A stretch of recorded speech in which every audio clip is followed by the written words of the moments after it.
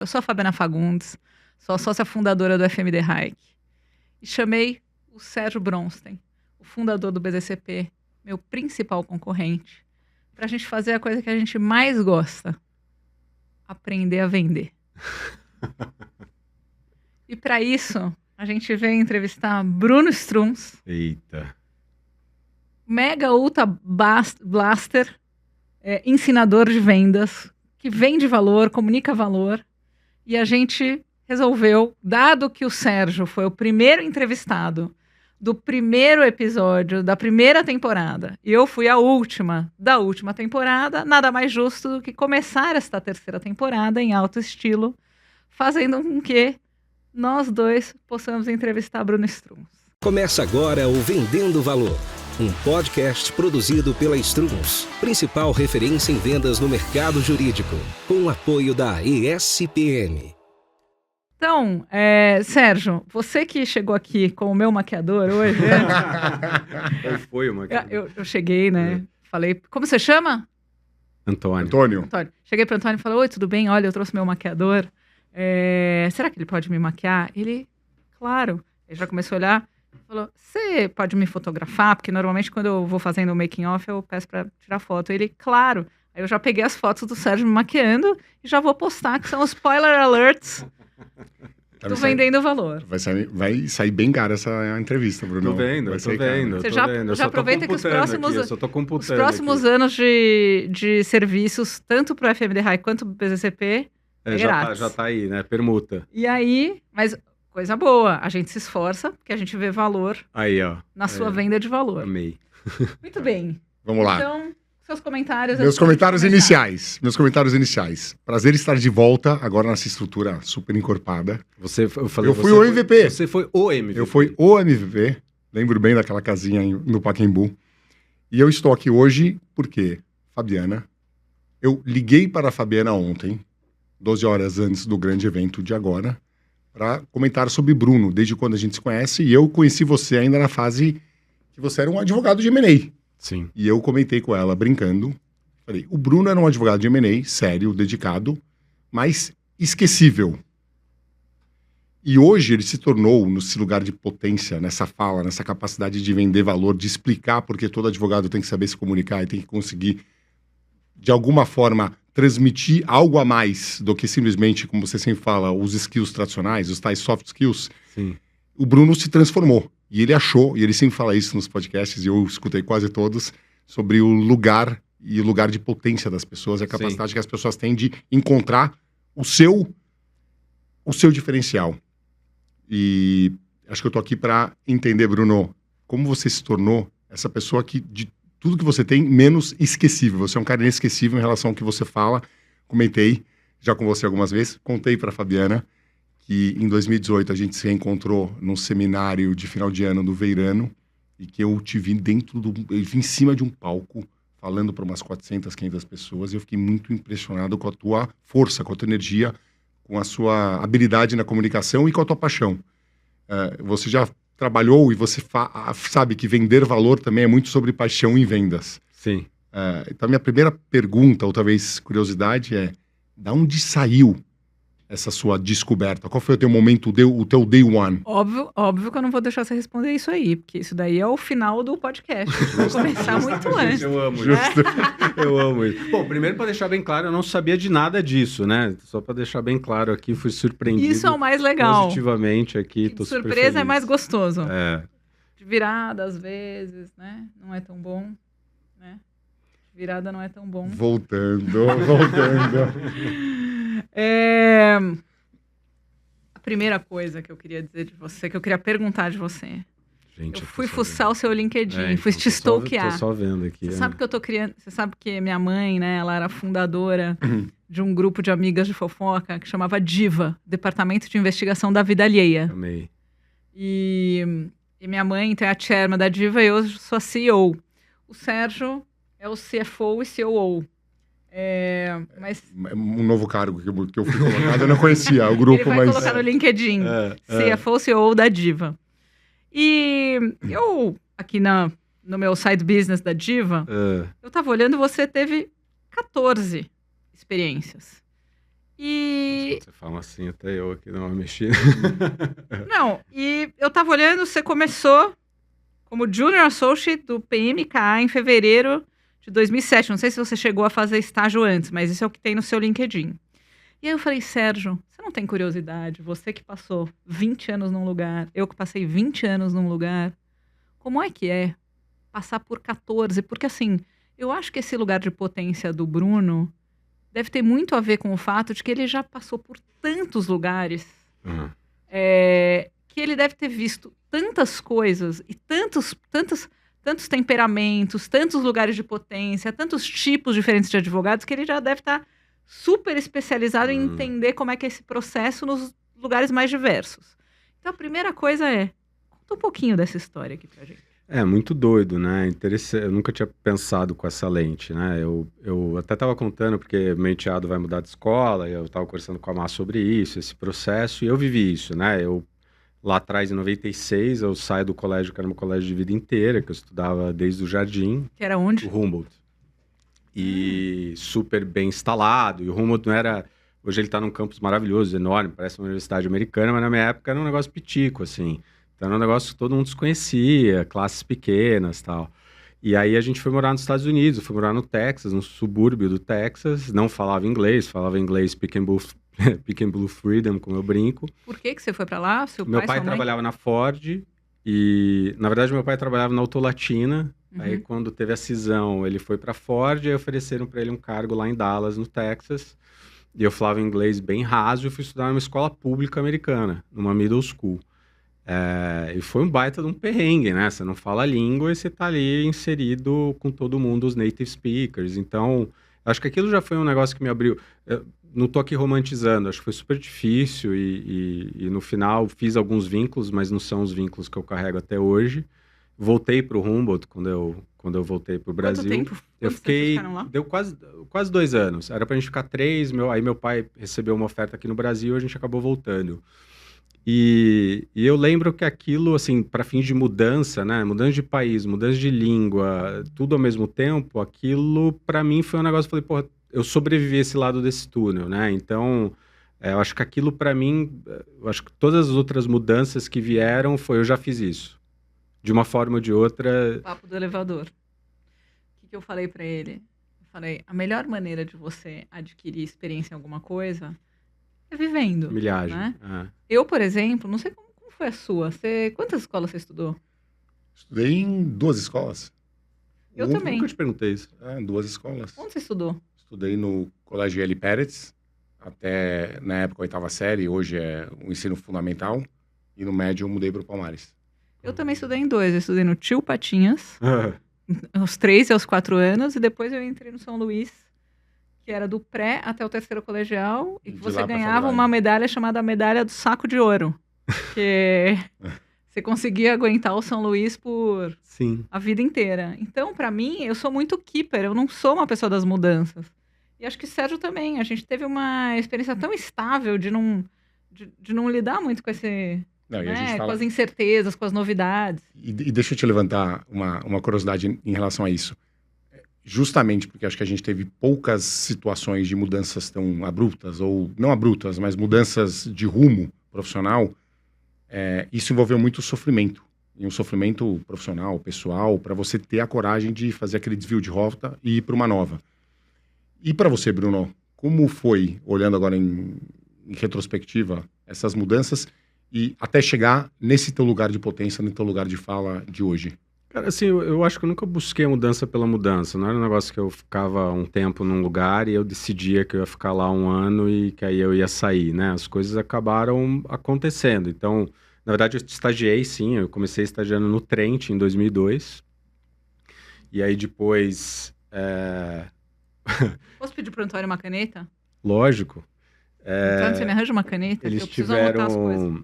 Eu era estagiário rodízio na época, né? Que você ficava 6 meses em cada área. Eu fiquei 6 meses com o time de o time de grandes projetos. E aí, depois eu fui pro societário. E aí, na época, eles tiveram lá uma reestruturação e os estagiários tiveram que ficar com 2 chapéus. Então, eu estava fazendo societário e fazendo acompanhamento contencioso civil. Nunca tinha feito na vida. E eu não queria, não era algo que me enchia os olhos. E aí eu fui para o Hélio Batista nesse movimento. Falei, putz, isso aqui não tá legal, mas não foi uma intenção. Eu até gostava de trabalhar, mas não queria trabalhar com contencioso civil. Meio que fui colocado nesse chapéu duplo. E aí no LO, eu na verdade estava super bem, gostava de trabalhar lá, me dava bem com todo mundo. Tanto que tenho, né, amigos até hoje que vêm dessa época. Que área você fazia? Eu fazia societário. Eu não fazia M&A ainda, fazia societário puro, assim. E eu sempre tive vontade de morar fora de novo. E aí eu lembro que eu morava longe, né? Eu estudava na PUC e meus pais moram até hoje ali perto de Interlagos. Então era aquela marginal, assim, às 11h30 da noite, porque eu estudava à noite, então eu fazia estágio. O Trent, na época, ficava no Marketplace, antes deles se mudarem. Eles ainda estão mais para aquelas bandas, mas atrás, né? E então era caminho, né? Eu saía dos meus pais, ia pro Trent, depois ia pro Trent, ia pra Puga, e volta aquela marginal, segue e vai embora, né? E eu lembro que era outubro de 2005, eu falei, eu vou morar fora. Quero morar fora, eu quero morar na Alemanha e tal. Aí eu cheguei pro meu pai tava acordado ainda, eu falei, pai, pô, quero morar fora. Ele, que ideia maluca é essa? Eu falei, não, pô, eu acho que vai ser bom pra mim. Não aguento mais esse trânsito. Não aguento mais esse trânsito. Falei, cara, acho que vai ser bom pra mim. Pô, eu vou tentar conseguir algum emprego lá. Ele não gostou muito. Aí ele falou, mas como é que você... Eu falei, vou tirar a cidadania italiana. Eu comecei a montar um business plan, né? Eu falei, cara, vou tirar a cidadania italiana. Bruno sendo Bruno. Vou fazer isso aqui. Aí eu vendo o carro, que era dele, by the way, né? Eu vendo o seu carro, né? Aí eu pago esse dinheiro, vai dar certo. Eu descobri uma amiga minha no dia seguinte, uma vizinha minha de Brasil que tava morando lá, num dorm, né? E ela pagava, sei lá, era 150 euros por mês. E eu falei pra ela, eu vou dormir num colchão aí no seu quarto, eram 12 metros quadrados. E aí eu procuro um lugar com calma. Ela morava em Colônia. E eu arranjei um curso de alemão pra fazer. Aí fiz o negócio da cidadania italiana, eu fui me enfiando, né? Você falava alemão? Então, eu fiz colégio alemão, é verdade. currículo brasileiro, né? Não era currículo alemão, entendia bem, mas eu já estava um pouco enferrujado porque na faculdade eu não fiz, né? Então, os 4 anos até então que eu estava na faculdade, eu zero alemão. Então, eu precisava dar uma turbinada. Então, eu ia fazer um curso de alemão e aí, na minha ingenuidade, eu falei, cara, eu vou arranjar um emprego, vai dar super certo. Aí eu mandei, quando eu cheguei na Alemanha, o negócio da cidadania deu certo. Eu cheguei na Alemanha para ficar com a minha amiga uma semana, achar algum lugar para ficar e depois, né, e morar sozinho. E aí deu super certo, os 12 metros quadrados, e a gente acabou... Eu fiquei 6 meses lá em Colônia, pagando 75 euros por mês, porque era subsidiado. E você logo conseguiu um emprego? Não. Então, aí eu comecei, que eu tava fazendo um curso de alemão, e aí eu comecei a mandar, e aí foi muito legal, porque eu morei dentro da Faculdade de Educação Física de Colônia. Então, que não tinha nada a ver, era só porque minha amiga fazia Educação Física, e eu fiz muita amizade com gente de fora da Alemanha, porque tinha tudo quanto é, né, espanhol, putz, e viajei pra caramba, tinha um negócio chamado Mitfahrgelegenheit, né, que era o... Você pegava carona, cara, estou falando 2006, né? Você se cadastrava, tipo, eu faço São Paulo, Campinas, toda sexta-feira, porque eu tenho família em Campinas. Carpool. Eu tenho carpool. Eu tenho 3 vagas no meu carro, custa tanto. Então, você passava e pegava essas pessoas, porque era barato pra você fazer isso, né? Então, aí você ia, só na Alemanha, né, cara? Você ia com um monte de gente que você nunca ouviu na vida, ia lá 5 horas de viagem até Munique, sei lá quantas horas dava, porque eu tinha muito amigo em Munique. Eu tinha muito amigo na Alemanha, porque meus amigos, vários que fizeram Humboldt, estavam morando lá. Então, eu sempre tinha alguém para visitar. Então, eu ia sair, eu visitava. Então, assim, falar que foi super sério essa parte, não é, assim, eu curti pra caramba. Era ano da Copa, na Alemanha, 2006. 2006. Mas isso vai fazendo parte de quem você é, no final das contas. Você fez intercâmbio? Você foi para algum lugar? Ou só depois? Foi 1 mês e meio só. Eu também, 1 mês e meio. Eu fui para Denver, no Colorado, com a desculpa de que eu ia visitar uma amiga minha que estava fazendo intercâmbio no Kansas. Eu tinha 17 anos. Aí minha mãe falou, não, mas não vai ficar lá vagabundeando. Pelo menos você arranja um curso de inglês. Aí eu fui para Denver e fiquei vagabundeando com a excusa do curso de inglês. Porque no final das contas eu caí no último nível, que eu fazia a cultura inglesa desde pequena. Então eu cheguei lá, só tinha assim, uns árabes, uns japoneses que estavam lá 9 meses. Eles estavam começando a se alfabetizar, sabe, na nossa grafia. E eu falei, pô, eu vou aprender menos aqui do que conversando na rua. E aí, cheio de brasileiro em Denver, no inverno, todo mundo tudo. ia fazer o quê? Esquiar. Então, a gente só ficava esquiando de quinta a domingo, era esqui. Olha. E foi 1 mês e meio. Só que, assim, tipo, acabou o dinheiro, não existia cartão de crédito. E aí, o que aconteceu? Eu não tinha onde ficar, já era pra eu ter voltado. Eu liguei pra minha mãe, mãe, posso ficar mais um pouco? Ela, você tem dinheiro? Eu falei, eu vou dar um jeito. Aí eu fiquei dormindo no quarto de uns amigos meus, tipo, will work for housework.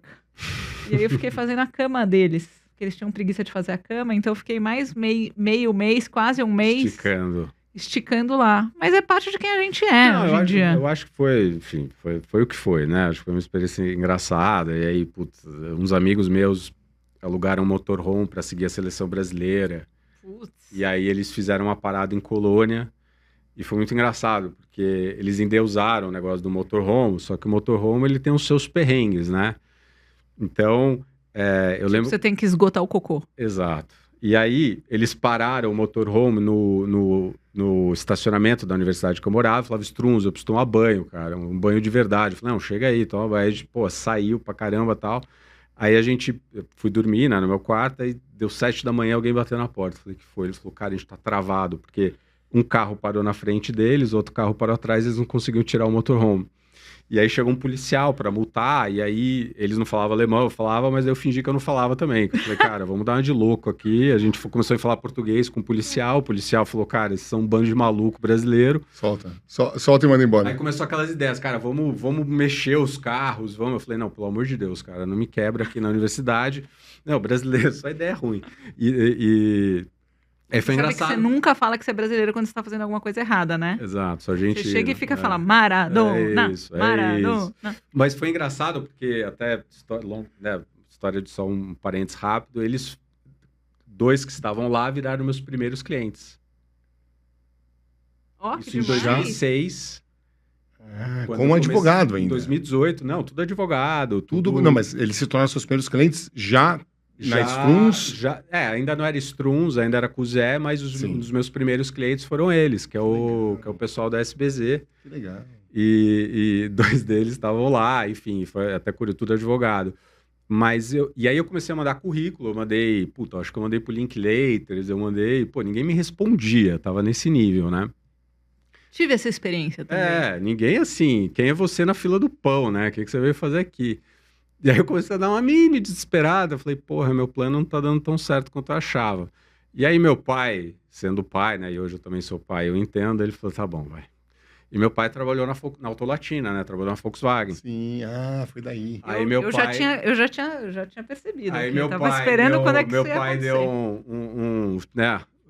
Não tinha top-down nenhum, ele tinha contato lá e foi top-down. Aí um cara falou, bota ele pra fazer trainee. Aí foi super lugar, assim, de ter o meu pai para essa indicação.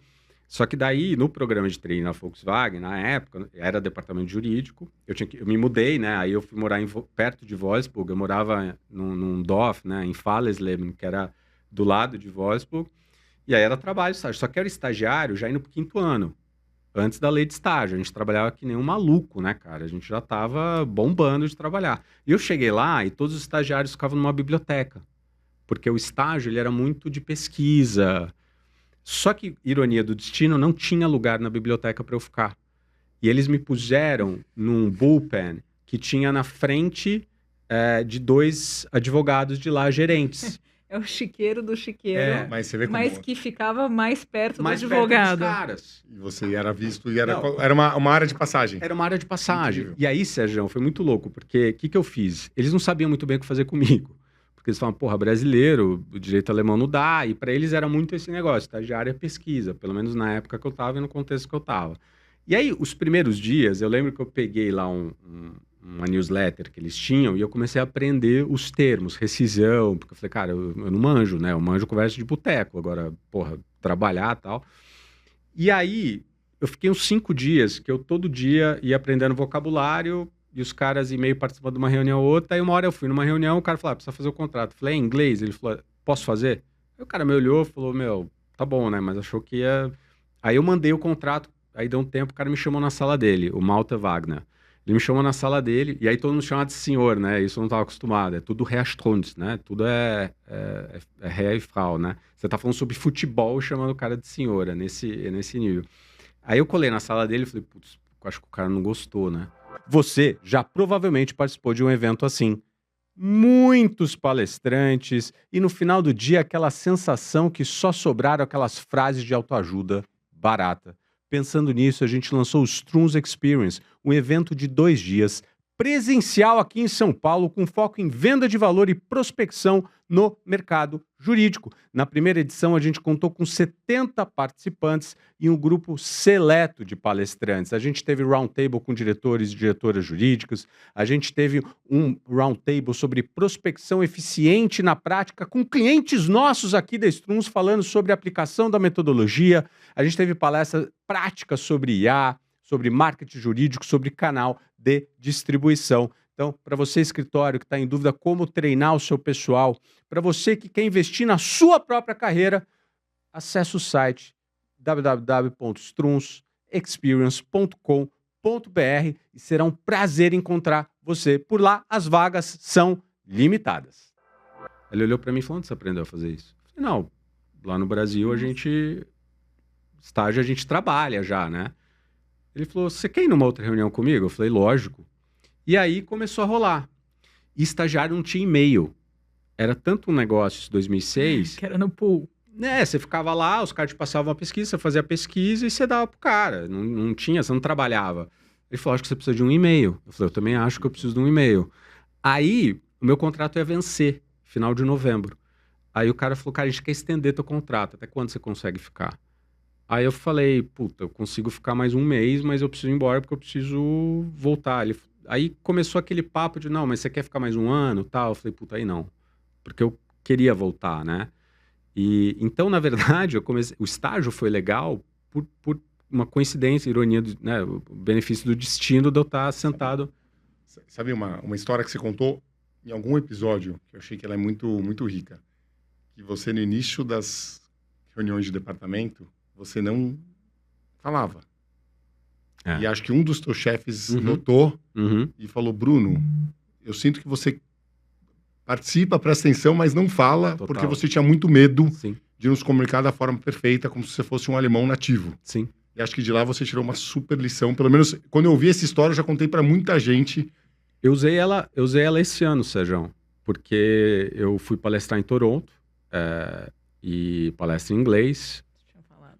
E eu tava tenso, cara, porque, porra, ser um keynote speaker, tinham 160 pessoas, porra, mais de 30 países representados, e eu tava nessa piração de ter que sair perfeito. E eu lembrei dele. E eu falei, cara, ninguém tá com expectativa, todo mundo sabe que eu sou brasileiro, eu falo inglês fluente, mas óbvio que você quer ser sempre essa... Mas quem tem a barra alta sempre vai se cobrar. E fala, putz, não vai sair igual... Mas não é muito legal isso? Muito, porque cara. Quantas vezes a gente já não... Libertador. Achou que não fomos nota 10 numa reunião, mas pior do que ser nota 10, você talvez não teria ido na reunião, não ter tido a coragem de se comunicar o tal valor. Não é um pouco isso? Pelo menos... Você se poda e eu tenho esse é um negócio que eu trabalho muito, assim. Eu vou te dar um exemplo de ontem, cara. Ontem eu tava fazendo terapia, tava com meu terapeuta a gente tá entre idas e vindas desde 2008, então ele me conhece super bem. E eu tenho todo um lugar desse perfeccionismo que eu tenho que trabalhar, que ele é muito bom em alguns contextos, mas em outros ele acaba prejudicando. E eu achei que ele ia ficar mega orgulhoso de mim, porque esse semestre foi um semestre super intenso, né? A gente tá gravando aqui em dezembro, aqui na empresa, teve lançamento de livro, teve evento, teve... Você deu vários canos. Não. Eu em parte sim, mas foi de esporte. Então eu falei, cara, eu me respeitei um pouco mais, às vezes uma sexta-feira que eu iria acordar mais cedo, às 6 da manhã, para ir fazer o treino antes da palestra e tal, eu fui menos paranoico e bitolado nesse sentido, e eu achei que ele ia virar e falar, pô, Bruno, que legal, né? Quando você começa a tentar moldar o teu discurso, né, para você ganhar a estrelinha do terapeuta, porque eu já fiz isso algumas vezes, ele sabe disso. Ele me pega, às vezes, no pulo. Não, mas daí ele virou e falou assim, cara, exercício não. Exercício é sagrado, não pode exercício perder. É remédio. É o inegociável. Exercício é o meu... Ele falou, exercício é inegociável e tal. Aí ele falou, o problema, Bruno, é o teu perfeccionismo no exercício. Porque você quer acordar às 6 da manhã e fazer todo o negócio, tal. Porra, cara, faz meia hora, meu. Não dá pra ir no taekwondo, vai no negócio e tal. Então, acho que é um negócio que pra mim é barriga no balcão, no sentido de esse olhar é um olhar que eu acho que ele é super importante. Eu acho que a gente se trava muito nessa paralisia do perfeccionismo, e só vale se for assim. E eu vejo meus clientes muito nisso, né? Eu tava com um cliente ontem falando sobre CRM. A gente tá implementando o CRM lá. Eu falei, como é que tá? Eles falaram, a gente ainda não tá legal, porque a gente não tem isso, não tem isso, não tem isso, não tem isso. Eu falei, vamos lá, vocês não tinham nada. Então, o que a gente vai fazer é o seguinte, esse primeiro trimestre agora de 2026, a gente vai focar em 3 coisas. Vocês têm que saber quantas oportunidades vocês têm em andamento, vocês têm que saber quanto dinheiro vocês têm na rua, e vocês têm que saber de onde estão vindo as oportunidades que estão surgindo para vocês. Se a gente tiver isso no primeiro trimestre, é um super big win. A gente não precisa ter a Ferrari dos indicadores ainda, tal. Então, eu acho que esse é um tema que ele permeia... No nosso segmento das VC-backed startups, ao contrário. Você nem pode ficar esperando ficar você super demora perfeito, demais, né? Senão você perdeu o timing. Vem de volta e vai para outro. Mas eu acho que a gente como profissão, e eu me coloco nesse lugar, eu acho que a gente é, de certa forma, moldado a certas coisas. O advogado é perfeccionista porque ele não lida com o Pareto. A gente na faculdade de Direito, você sabia quem era Pareto? Nem a pau. Eu não sabia. Né? Eu aprendi só depois. Eu aprendi Pareto com os meus ex-sócios de antitrust. E quando uma vez eu já fui muito má. Uma vez eu fui perguntar para um outro advogado de antitrust de um outro escritório sobre Pareto, que ela não sabia explicar. Aí eu voltei pro Zeca Berardo. Falei, Zeca, ele não sabe o que é Pareto. E a verdade é o seguinte, quase nenhum advogado sabe o que é Pareto. E é por isso que, por exemplo, até as ferramentas de AI e tal, e as ferramentas tecnológicas para advogado, elas dão muito pouco certo. Por quê? Porque na hora que você vai tentar testar alguma coisa, que é o MVP, num advogado, o advogado, primeiro, ele não gosta de pagar, então ele paga como se ele fosse um small and medium business. Mas a exigência dele de maturidade do produto tem que ser sem erro. Porque imagina ele dar uma escapadinha numa due diligence ou ele comer bola num processo, não pode.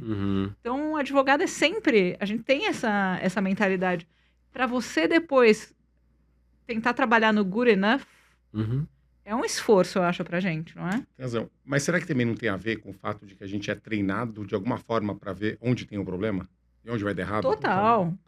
Onde vai dar errado. Você é treinado e você, de uma certa forma, é remunerado e todo mundo espera que você seja muito mais o apontador do problema. Sim. A grande diferença é que o verdadeiro advogado, ele aponta o problema, mas ele traz a solução. E a imensa maioria das pessoas está mais preocupada em apontar o problema para se proteger. E eu acho que você sentar... eu acho que isso, obviamente, tem advogados brilhantes que nunca foram in-house, e conseguem enxergar isso. Mas tem um benefício de você ter sido in-house, que é você estar na sala... Fala, e aí, o que a gente faz? E você ter que participar da tomada de decisão, e aí eu falo que a Ambev, até eu estava almoçando hoje com uma queridíssima amiga, estudou comigo na faculdade e virou cliente agora, a Helena, e ela falou, como é que foi a Ambev para você? Eu falo, cara, eu sou muito grato à Ambev, porque isso a Ambev me trouxe num nível estratosférico, assim, a Ambev, eu lembro até o Lucas Lira, quando foi me contratar, ele falou, cara, você vai se surpreender, porque é um monte de gente jovem, uma empresa desse tamanho, com uma tomada de decisão muito rápida, então uma delegação muito, muito grande, um nível de alçada muito grande, então, e não era irresponsabilidade, pelo contrário, era responsabilidade, você é dono da sua lojinha, aqui está a alçada, você vai tomar a melhor decisão, aqui estão as metas, aqui está o direcionador. Então, mesmo assim, pauta, né, do conselho de administração da Ambev, a gente tinha um rito, mas a gente não tinha, como eu já vi em outras organizações, um negócio que você tinha 1000 laudas, você tinha que passar pelo não sei o que lá, não sei o que lá, cara. É horizontal, né? É bem horizontal. Então, assim, aquilo para mim também foi muito importante para eu entender o que é a realidade do cliente, né? De você falar assim, cara, você tem que decidir ali, a vida do jurídico não é uma vida fácil, assim, dentro das organizações. Mas eu quero pegar esse pedaço da Ambev, porque para mim foi um dos mais curiosos, que é... Junho de 2010 até junho de 2012, in-house counsel. Em junho de 2012, sales Specialist. Isso aí é uma doideira mesmo. Conta com detalhes, por Conto, favor, conto, como é que conto, foi conto. isso daí, porque para mim essa é a minha maior curiosidade. Ambev, na verdade, surge bem na transição, quando eu estava trabalhando na Brenco, que foi uma startup de etanol que deu errado. Deu semi-errado, vai. Aí ela fez uma... Ela deu muito certo Até dar errado, E depois teve uma combinação de ativo que na época que era ETH, que era o braço sucroalcooleiro do grupo Odebrecht e tal, e ele já tinha um jurídico lá, e eu estava fazendo a transição, conversei na época com o diretor jurídico da ETH, e foi uma conversa super tranquila, ele falou, pô, a gente já tem aqui, a gente acha super bom, mas já tem uma pessoa, o Bruno, aqui de dentro e tal. Eu falei, não, tranquilo, vou olhar o que tá rolando. E na época, uma pessoa conhecida tinha mandado o meu currículo para a Ambev, para um cara que tinha feito LLM com ela, que era o Lucas, e meio que aquilo caiu no esquecimento. E aí eu ainda estava procurando, deu 3 semanas, porque na Ambev, na minha época, a companhia apagava os e-mails, você tinha 14 dias ali de e-mail. Ai, que Porque você tinha que... desespero. Não, você tinha 14 dias de e-mail, você não apagava, então você se reenviava o e-mail, né, quando... 14 dias de memória. De memória, E aí tinha também limite de impressão. Você podia Sim, imprimir... claro, você zero-based podia imprimir- budget. Você podia imprimir, tipo, sei lá quanto era na minha época, era de 50 páginas por semana, aí você desencanava de imprimir. Eu recebia coisas da Ambev com um envelope do fornecedor, aí o cara riscava o Pra não nome gastar do com fornecedor, envelope, né? colocava Sensacional. tava para Ambev, era de Ambev para Fabiana. Então, tipo, negócios externos, não é que o cara tava fazendo isso internamente. Não, eu fui entrevistado no... Bom, enfim, aí o Lucas quis conversar comigo e eu nunca tinha feito... Não, me conta, você foi entrevistado aonde? Não, então, o Lucas, ele me chamou, falou, quero conhecer e tal, e eu nunca tinha feito societário de empresa aberta. Uhum.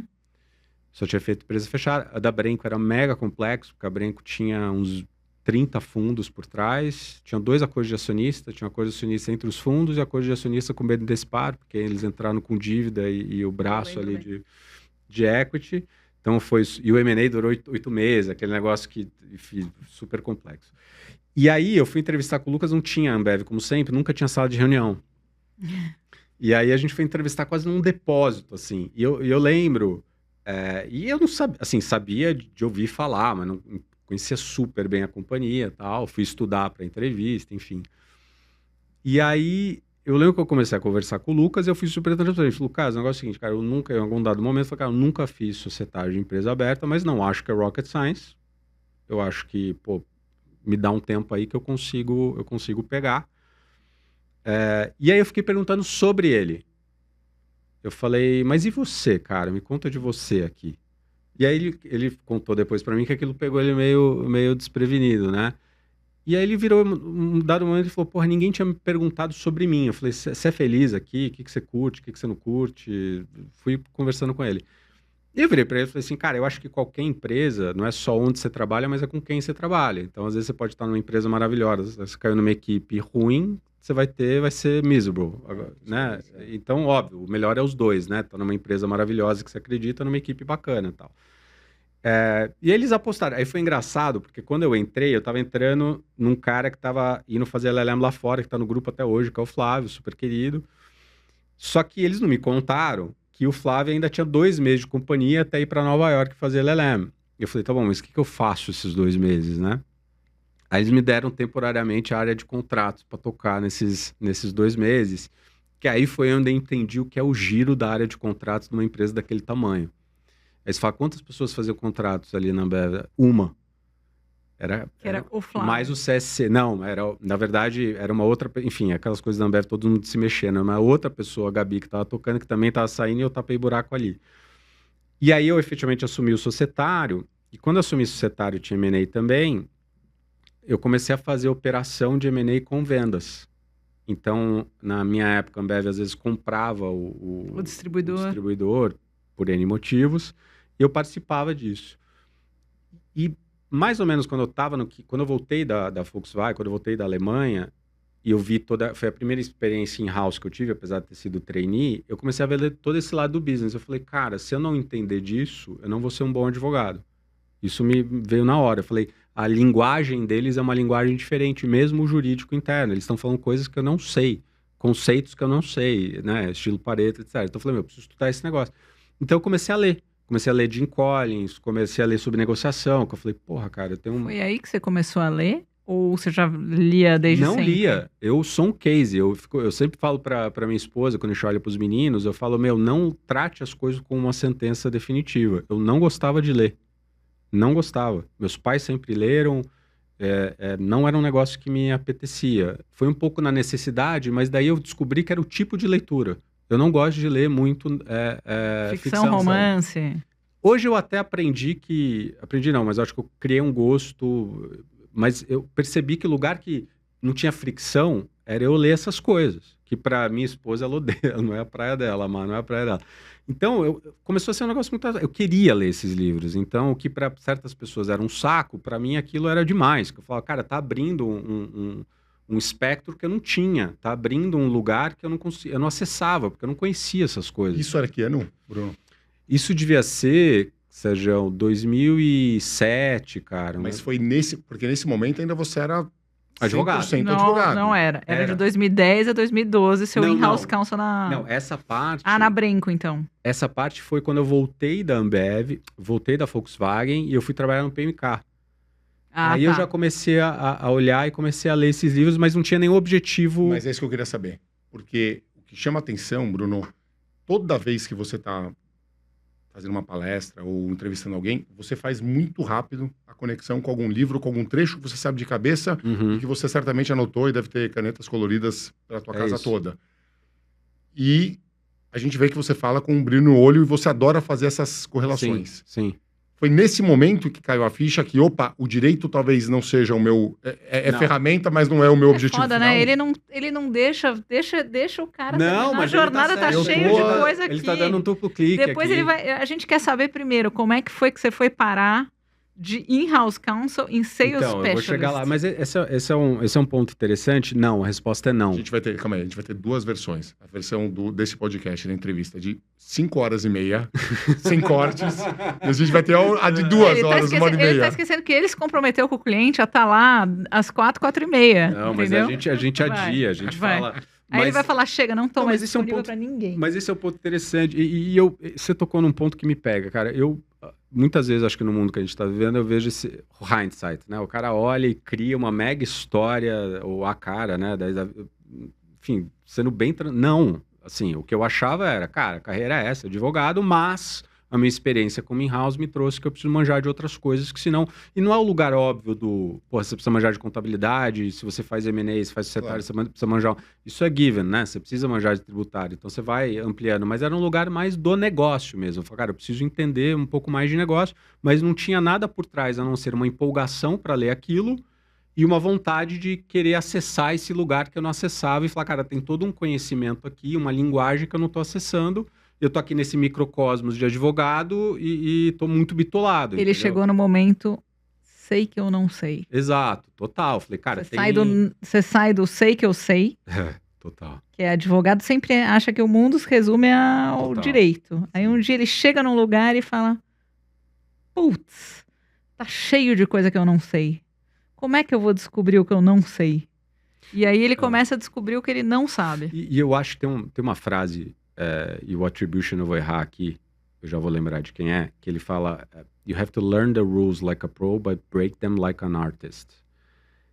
Que lindo, hein? Então você precisa primeiro conhecer as regras, para depois você saber como que você vai jogar em cima delas. Então, eu acho que isso para mim foi me mostrando que, cara, se você ficar você precisa conhecer o direito e precisa conhecer, para depois você entender como que você vai unindo essas pontas. Então, eu acho que eu fui tateando e acessando esse lugar de conhecimento que eu não acessava. Na Brenco, acho que isso ficou ainda mais evidente, porque eu comecei a ter uma exposição maior ao C-Level lá dentro, que até virou meu amigo, o Alfredão, que é um figura. Comecei a participar muito dessa tomada de decisão e comecei a ver como ela é feita e como muita variável. E aí você começa a descobrir que tem todo esse mundo, que é o que você estava falando, né, Fábio, que as coisas acontecem muitas vezes e é tudo um risk assessment, cara. E as coisas não são perfeitas no mundo real. e muitas vezes elas não vão ser, e a gente vem com aquele lugar da Torre de Marfim, falando, não, mas isso aqui, você fala, cara, mas você tem que ver que risco que você está comprando. Então, eu acho que eu comecei a tatear esse negócio. Na Ambev, não que o jurídico da Brenco não fosse, mas era um jurídico em construção, e a gente estava criando muita coisa, foi super rico. Na Ambev era um jurídico, e deve ser até hoje, mega participativo. E o que se espera do jurídico numa empresa com o DNA da Ambev não é ser guardião do não e não é ser o roda presa. Cara, vamos fazer essa roda girar. Um nível de excelência com barra lá em cima, tanto que se você pega da minha galera lá, o CEO da Americanas, hoje trabalhou na minha época em vendas, o CEO da Hunter Douglas, assim, eu vou ticando aqui, você vê que a galera, foi muito bem. A verdade é que a filosofia do Grupo 3G é: não estou contratando você para você me dizer se pode ou não pode, eu já decidi que pode. Eu só quero que você me arranje um como. Eu acho que a Ambev, lógico, né, tem muito desse DNA, mas o jurídico sempre foi muito respeitado na minha época, e eu acho que a gente enfrentou coisas muito difíceis, assim, eu já tinha pego o Pós-Tô Contigo, né, que foi o grande caso de CAD que teve, que gerou a multa aí para a Ambev, depois gerou todo um compliance antitruste super importante da companhia. Eu acho que a companhia, mesmo essa parte de que a galera estava engateando de compliance, por ser uma multinacional, era um negócio que já era muito forte lá dentro da Ambev, tanto que, né, tinha um negócio, né, todo presente que a gente recebia, a gente tinha que pôr a leilão, né? A gente não ficava, né? Eles faziam um leilão beneficente, assim. Então, na verdade, você queria pagar mais do que valia aquele negócio porque você ia doar para alguma instituição. Então, a Ambev sempre tinha esse negócio super forte. Mas, quando eu comecei a interagir com vendas, aí foi on steroids, porque daí eu comecei a trocar ideia com os caras, eu adoro a linguagem, eu comecei a ver, porra, o que você quer? Você quer ler essa instrução aqui da CVM ou você quer conversar com os caras do... Eu quero conversar com os caras do business, meu. Eu não quero... Mas isso nem eu e o Sérgio, que somos advogados, íamos responder diferente. Então eu comecei a me ver, do mesmo jeito que o Sérgio começou a brilhar o olho, quando eu comecei a ler acessar esse conhecimento que eu não acessava, e era um negócio que eu fazia sem um fim nele mesmo, assim, você fala, putz, você estava projetando que você ia ganhar dinheiro. Não, eu lia porque eu adorava ler aqueles negócios. O que para certas pessoas é um martírio, para mim era um lugar muito... Eu tenho uma pergunta. Onde está o Lucas? Como assim? Qual? Ele ainda trabalha na Ambev? Não, o Lucas, até onde eu sei... Ou assim, no dia que você perguntou para ele se ele era feliz, você conseguiu consumar uma venda da psicóloga? Não, o Lucas, ele foi muito feliz, né? Não, o Lucas foi muito feliz, não, Bel. O Lucas foi muito feliz. O Lucas, ele até me mostrou o caminho, na verdade, sem saber, porque na época o Lucas estava numa diretoria que estava abaixo do Pedro Mariani, que era o VP, e o Pedro, ainda tinha uma carreira ali longeva na companhia. O Lucas falou, bom, para onde eu vou? E o Lucas, ele saiu saiu antes de mim do jurídico. Ele foi fazer um projeto na época, que era um projeto chamado Muros, que era um projeto para ver que tudo que estava barrando o crescimento da Ambev e tal. Lucas, você é feliz? Não tinha pensado nisso. Saiu. Não, ele saiu do jurídico, né? Ele saiu do jurídico, mas muito por conta desse lugar. Tanto que ele vira CFO da Ambev. Ele era feliz. Ele só foi ser mais feliz em algum outro lugar e fazer outra coisa. Ele era feliz. E aí eu lembro que nessas interações com o pessoal de vendas... O Bruno era o banco ejetor do jurídico. Ele ia chegando nos lugares e perguntando, você é feliz? Aí cada advogado ia olhando... Mas essa pergunta, ela é forte. Ela é forte, porque faz a pessoa primeiro, parar, as pessoas não estão acostumadas a responder. E não estão acostumadas a pensar. E quando você começa a pensar na tal da felicidade, os movimentos acontecem. Não, assim, é que nem aquela história do não pensa no elefante amarelo. Na hora que você começa a perguntar para a pessoa se ela é feliz, ela já começa a... Pirar, né? É uma profecia auto-implementável, porque dá uma pirada. Eu acho até que a gente tem que tomar cuidado com esse negócio de o que é felicidade, porque assim, primeiro que direito é um negócio muito chato. Não é divertido, não é que nem ser creator, não é que nem ser startupeiro, é um negócio que é para quem gosta, entendeu? Então, pode ser que você vai fazer marketing, você nem precisa gostar tanto, porque talvez seja mais divertido. Claro que tem suas agruras e tal, mas, são profissões de responsabilidade, são profissões de profundidade, que nem medicina. Dá pra você resolver, ficar com a vida de alguém na sua mão, se você não for muito feliz fazendo aquilo? Eu conheço um monte de gente que, putz, o sonho era ser médico e drop out. Mas, pergunta, voltando para o momento em que você fez a virada de chave ali. Quando é que foi o junho? Junho de 2012. Na verdade, veio, sendo bem sincero, assim, e até engraçado, né? Só um parênteses rápido, né? Que você falou, porra, você não tá com a polinha uniforme do Vendendo Valor. Quando eu tava pensando em vir pra cá, eu falei, cara, eu adoro um conceito da Brené Brown, que ela fala que não existe vulnerabilidade, coragem sem vulnerabilidade, né? E eu falei, cara, eu, basicamente, eu uso polo, camisa e a camiseta preta do Cebolinha.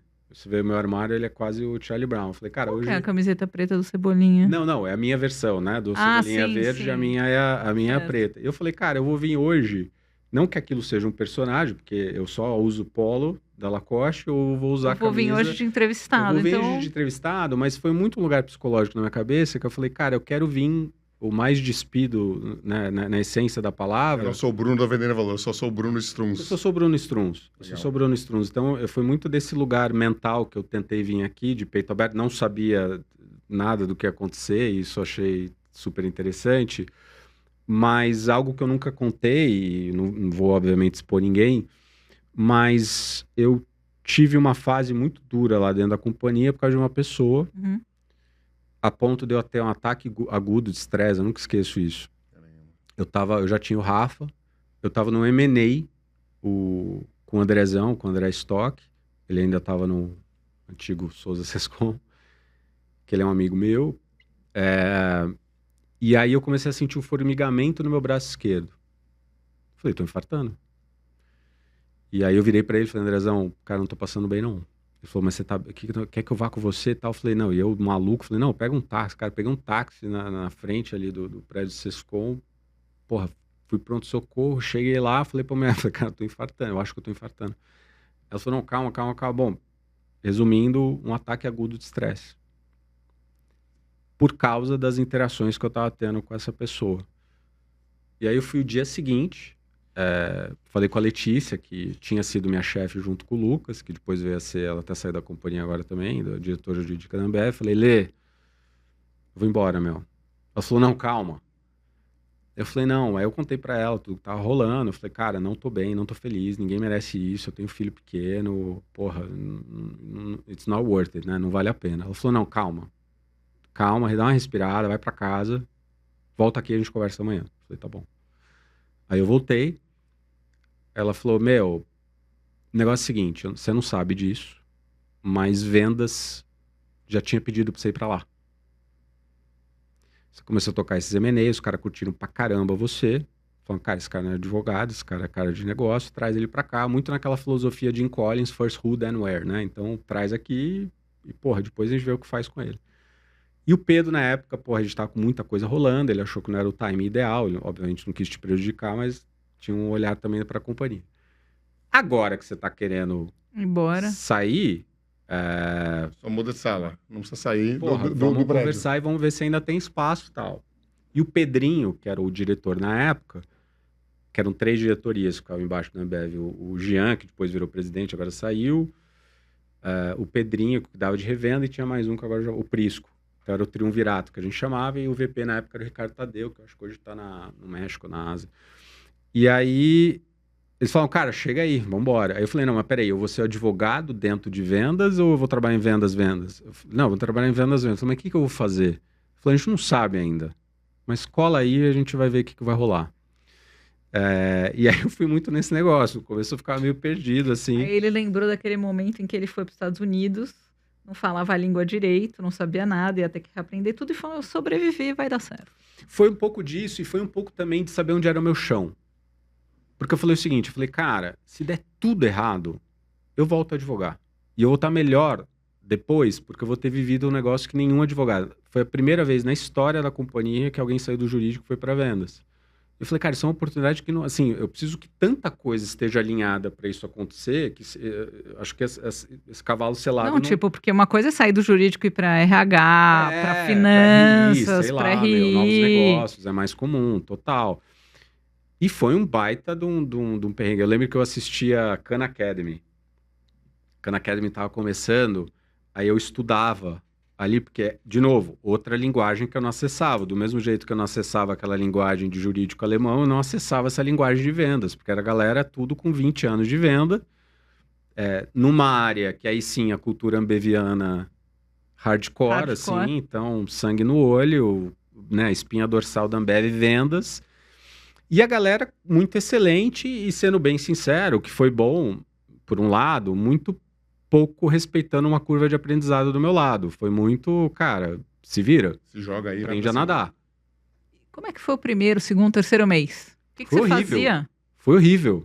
Eu participava de reunião, aí eles meio que me plugaram em 3 projetos. Um era olhar para toda essa parte de distribuição e ver revenda junto com o time de operação, qual revenda que valeria a pena a gente assumir a área e por quê, e aí fazer a negociação.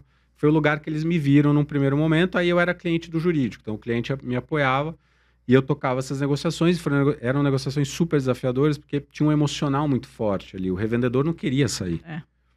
E tinha todo um contexto da rede, que você não queria também abalar a rede.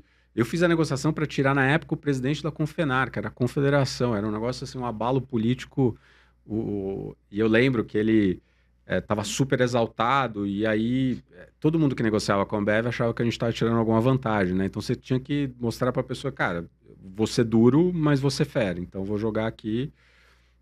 Então tinha toda uma construção. Então eu fiz isso. A Ambev na época estava com eu acho que hoje ainda tem, deve ter, que ela estava começando a turbinar as franquias. Então o nosso bar é franquia, Chopp Brahma é franquia.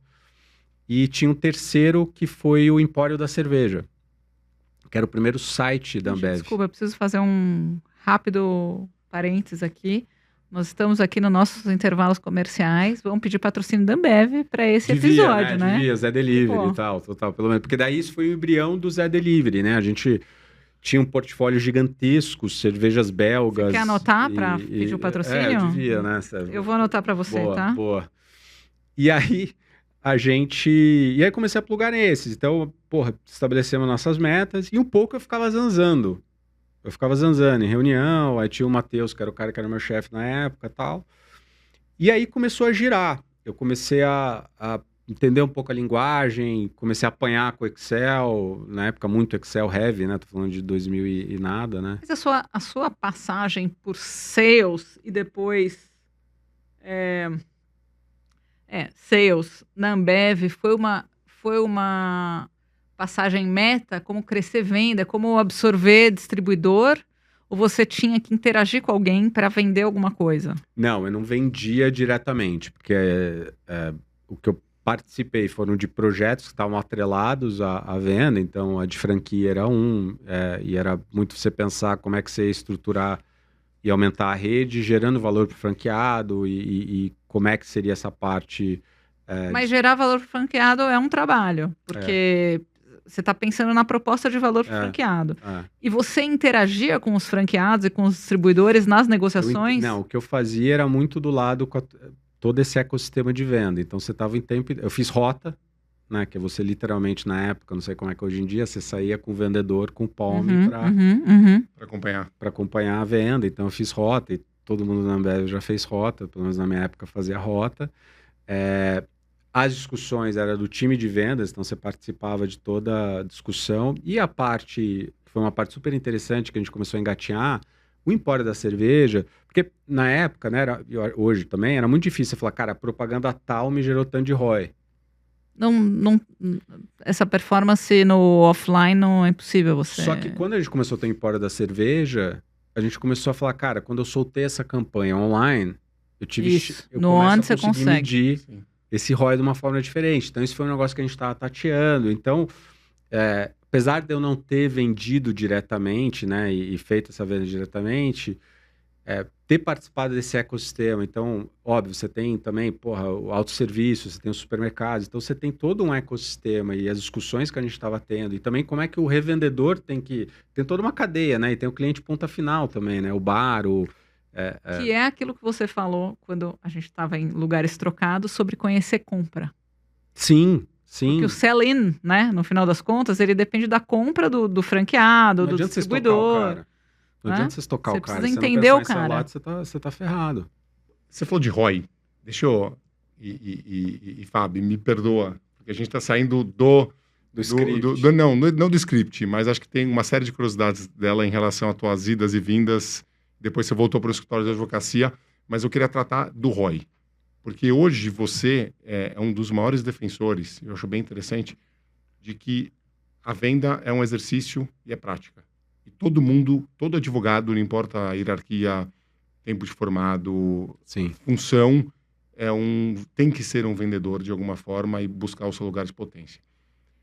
Como você faz para medir ROI com advogados que são muito mais humanistas e que olham menos para os números e para as exatas e tentam, de alguma forma, um controle menos empírico, ou mais empírico e menos procedimental? Eu gosto muito de um conceito que os americanos chamam de leading indicators e lagging indicators. O que é lagging indicators? Você sempre está olhando para o retrovisor, é faturamento, rentabilidade. Só que os lagging indicators, eles dependem do que a gente chama de leading indicators. São indicadores que falam, cara, é o que vai te levar ao aumento de faturamento. Eu gosto muito de trabalhar com leading indicators. Por quê? É o exemplo da academia, né? Eu quero ficar mais forte, sei lá, perder peso, só que isso é um lagging indicator. Quais são os leading indicators? Quantas vezes por semana você está indo na academia? O que você está comendo? Então, o que eu tento fazer com eles é falar assim, cara, vamos trabalhar primeiro num conceito de leading indicators, ou seja, o que você pode estruturar, que apesar de não ser um hardcore measure que você aumentou X% do faturamento, você consegue ver se o ponteiro se você está evoluindo ou não. É os juros compostos. Esclareça aqui para mim. Isso é a mesma coisa que um paralelo entre OKR e KPI? É um pouco nessa linha, né? Se você pensar que o objective do OKR, ele é construído com os key results. Com certeza tem o que eu tento trazer é que, por vezes, a galera bota também os key results ainda um lagging indicator. Eu gosto de cair... Eu estava discutindo e, de novo, pode parecer um pouco só uma semântica, mas eu acho que tem algo por trás, que eu acho que o que a gente faz não é planejamento estratégico comercial, é execução estratégica comercial. E pode parecer que eu só estou brincando com as palavras, mas eu não acho, porque planejamento, Sérgio, todo mundo faz, cara. É lindo, maravilhoso, ainda mais com a AI hoje em dia, você vai cuspir um negócio... Se você não tem esse carinho da execução, não vai sobreviver uma semana. Então... O que eu sinto que é um value add nosso é conseguir traduzir isso em coisas execuíveis e que no primeiro momento, a depender do cliente, ele fica até um pouco impaciente ou aflito de falar, cara, mas parece que eu não estou fazendo nada. Sim, do mesmo jeito. O paciente é tipo o Sérgio, quando a gente está querendo chegar no Wongchowski para depois entender, ele já quer saber lá atrás, mas e daí, como é que vende? Mas eu acho que esse lado, né, e aí essa ressignificação do ROI. Então pode ser que ROI, cara, para quem nunca engajou com venda no primeiro momento... seja o fulano acessar e reativar X contatos dormentes, pessoas que ele ou ela não conversa faz tempo. E hoje eu estava almoçando com essa minha amiga, ela falou, cara, o primeiro dia que eu fui vender sozinha, eu fui vomitar no banheiro. De tanto nervoso. De tanto nervoso. E ela falou, e era horrível, por quê? Ela, em parte, estava tentando replicar um modelo que servia para a pessoa que era o mentor dela. E ela tentava, do mesmo jeito de papagaio, repetir que não era Sendo que, cara, a gente pode tentar extrair o suco do que pessoas que vendem bem fazem, e aí abrir o cardápio e falar, cara, o que vai testando e vendo aquilo que combina mais com você, que te agride menos. Porque não adianta. Por um lado, eu acho que essa construção de hábito, obviamente, ela é difícil, como toda construção de novo hábito, mas se você só coloca fricção... Você depende muito de motivação, né? E é um gasto energético brutal. Então, quanto mais fricção a gente vai tirando, se eu encher a galera de indicador, eles não vão monitorar. Eles não vão paralisar, fazer. Inclusive. Eles vão paralisar. E aquilo não vai mover o ponteiro para absolutamente nada. Então, quando a gente começa a ressignificar esse negócio, e eu começo a mostrar para eles que, cara, e vocês sabem disso, né? A rejeição, a gente não gosta, mas ela é absolutamente... Eu fiz um projeto... Agora, nesse segundo semestre, e é público, eu tirei foto lá, e eu até brinquei com eles, com uma das business units da Álvares Marçal. Eu demorei 3 anos para converter.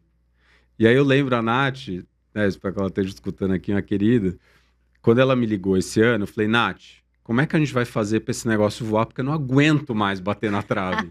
Ela deu risada e falou, não, a gente vai... Só que, de novo, óbvio, se eu dependesse só disso, eu ia morrer de fome. Aí que vem a disciplina, de você fazer mais, você se espalhar mais, porque você não sabe... Eu já volto aqui para você, mas é interessante porque eu ouvi de uma pessoa semana passada falar, cara, eu acho que eu esgotei minha rede de contato. Eu falei, impossível, sabe por quê? Porque essas pessoas que você conhece podem te apresentar para outras pessoas. Então, rede de contato é um negócio inesgotável. Não conta para ele, pelo amor de Deus, isso aí. É inesgotável. Não, não existe... Não existe acabar com rede de contato. Acabar com rede de contato... Conta só para quem te pagar. É passividade. Porque a partir do momento que você começa e o interessante disso é... Quanto mais você vai se espalhando, novos contextos, novas possibilidades vão se abrindo. Então... tem coisa que eu faço hoje, você fala, porra, foi premeditado? Não. Eu tenho 2 intervenções aqui. Primeira, ouvindo você falar sobre aquela moça que ficou enjoada e foi vomitar,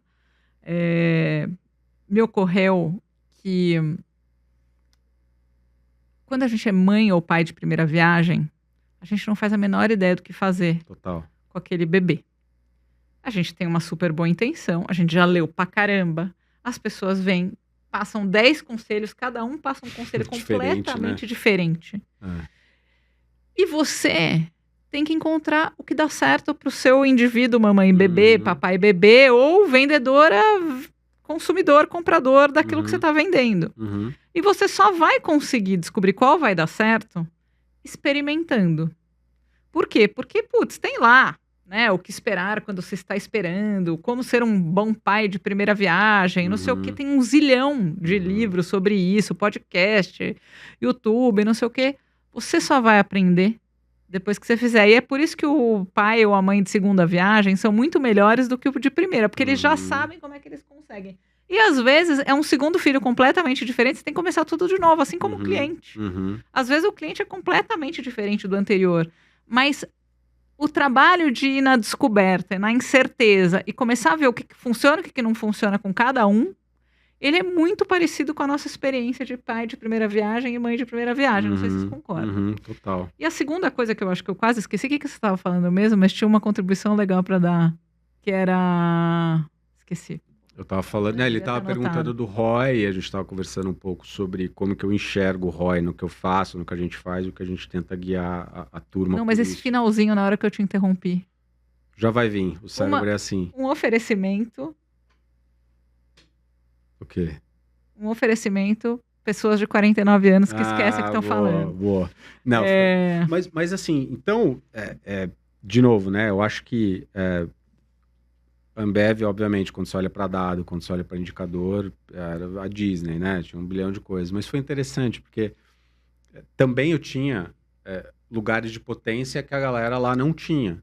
Então, por exemplo, eu sempre escrevi bem, porque advogado tem que escrever bem. E em vendas não necessariamente é o seu skill que mais chama atenção.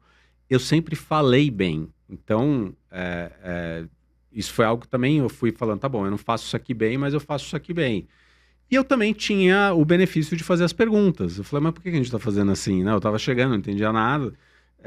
E isso também foi um negócio muito rico de fazer essas perguntas. Então, acho que essa trajetória em vendas, ela foi super interessante, porque eu comecei a acessar uma outra linguagem que eu também não conhecia, né? E aquilo me deu mais empolgação ainda, falando, cara, eu quero fazer mais disso.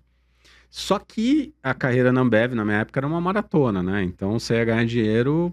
lá na frente, eu já tinha filho, eu falei, cara, acho que não vai rolar isso aqui. Filho, boleto. Eu falei, cara, acho que isso aqui não vai rolar. E aí, por coincidência de destino, minha ex-mulher encontrou uma amiga dela no shopping, falaram que eu estava procurando alguém de societário, e aí entra o que na época era WZ, o GWK, e eu fui conversar com a Vânia, que usa a nota, a irmã da Vânia estava saindo do societário, estava indo fazer outra coisa. Saindo do direito, eu acho. Saindo do direito, a Tati. E eles estavam querendo alguém ali para ficar junto com o Zanota. E aí eu fui com essa visão de quem já estava com uma outra mentalidade olhando para o direito. E o Ale e a Van me deram muita liberdade para implementar coisas lá dentro que a gente não tinha e trazendo essa visão de empresa. E aí eu comecei a reparar que tinha um bicho aí. Eu falei, porra, cara, esse negócio funciona, trazer esse olhar diferente. E aí, por coincidência, um amigo de faculdade da VAC e o Alê, que é o Zé Ricardo Noronha, foi dar um treinamento de vendas lá. Quando ele foi dar um treinamento de vendas lá, foi amor à primeira vista, porque... Daí você nem piscou.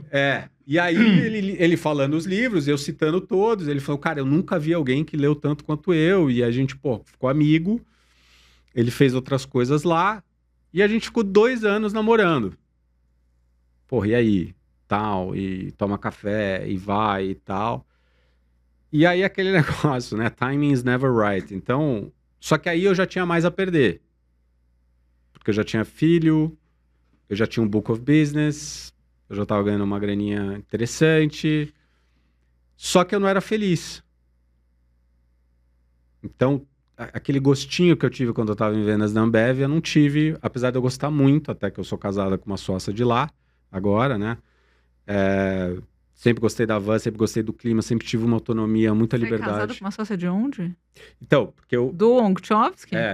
Ah, não sabia, que legal. Minha esposa, eu me separei em 2018, e a Má, a gente... Não, me separei em 2017, comecei a namorar com a Má em 2018, a gente casou em 2021, meu segundo casamento. Super Marília. E aí, quando eu tava nesse turbilhão e começando a falar, putz, eu tive esse gostinho de lugar de potência, de estar feliz, de estar fazendo um negócio que eu, me identificava bastante. E tinham coisas no WZ que eu gostava e tinha a parte que eu não me sentia preenchido. Eu acho que daí vem o que você estava falando. Você era um advogado bom de societário M&A. Quem te ajudou muito nesse momento de pular, de tomar a coragem? Ninguém. Pelo contrário, na verdade... As pessoas falaram, não faça isso. Foi um grande... Na verdade, foi um grande momento, porque eu me separo e saio do WZ em 6 meses, né? Eu não... Num espaço de 6 meses, eu me separei com o Rafa com 5, o Lucas com 1 ano de idade, sem ajuda. Então, finais de semana com os meninos era eu e eles. E, ia viajar com eles enfim, sem romantizar. Foi, por um lado, acho que o relacionamento nosso foi muito bom, mas foi muito perrengue, assim, muito perrengue, assim. Eu lembro eu tava num resort, cara, teve um dia que tava too much, assim, eu lembro que eu fui chorar na varanda, assim. Eu não queria que as crianças vissem, sabe? Eu tava falando, cara... Quem nunca? Eu tava assim, cara, tava muito overwhelmed, eu tava muito desgastado. E aí eu decidi, falei, cara, eu acho que várias coisas, né? Então acho que veio de um lugar de, eu preciso mudar minha vida, sabe? Eu acho que tem coisas que não estão combinando comigo. Eu acho que chegou no lugar que você tava esperando há 1h30. Então aí veio esse negócio de fazer tudo uma vez. Eu falei, eu não quero mais isso, e preciso mudar.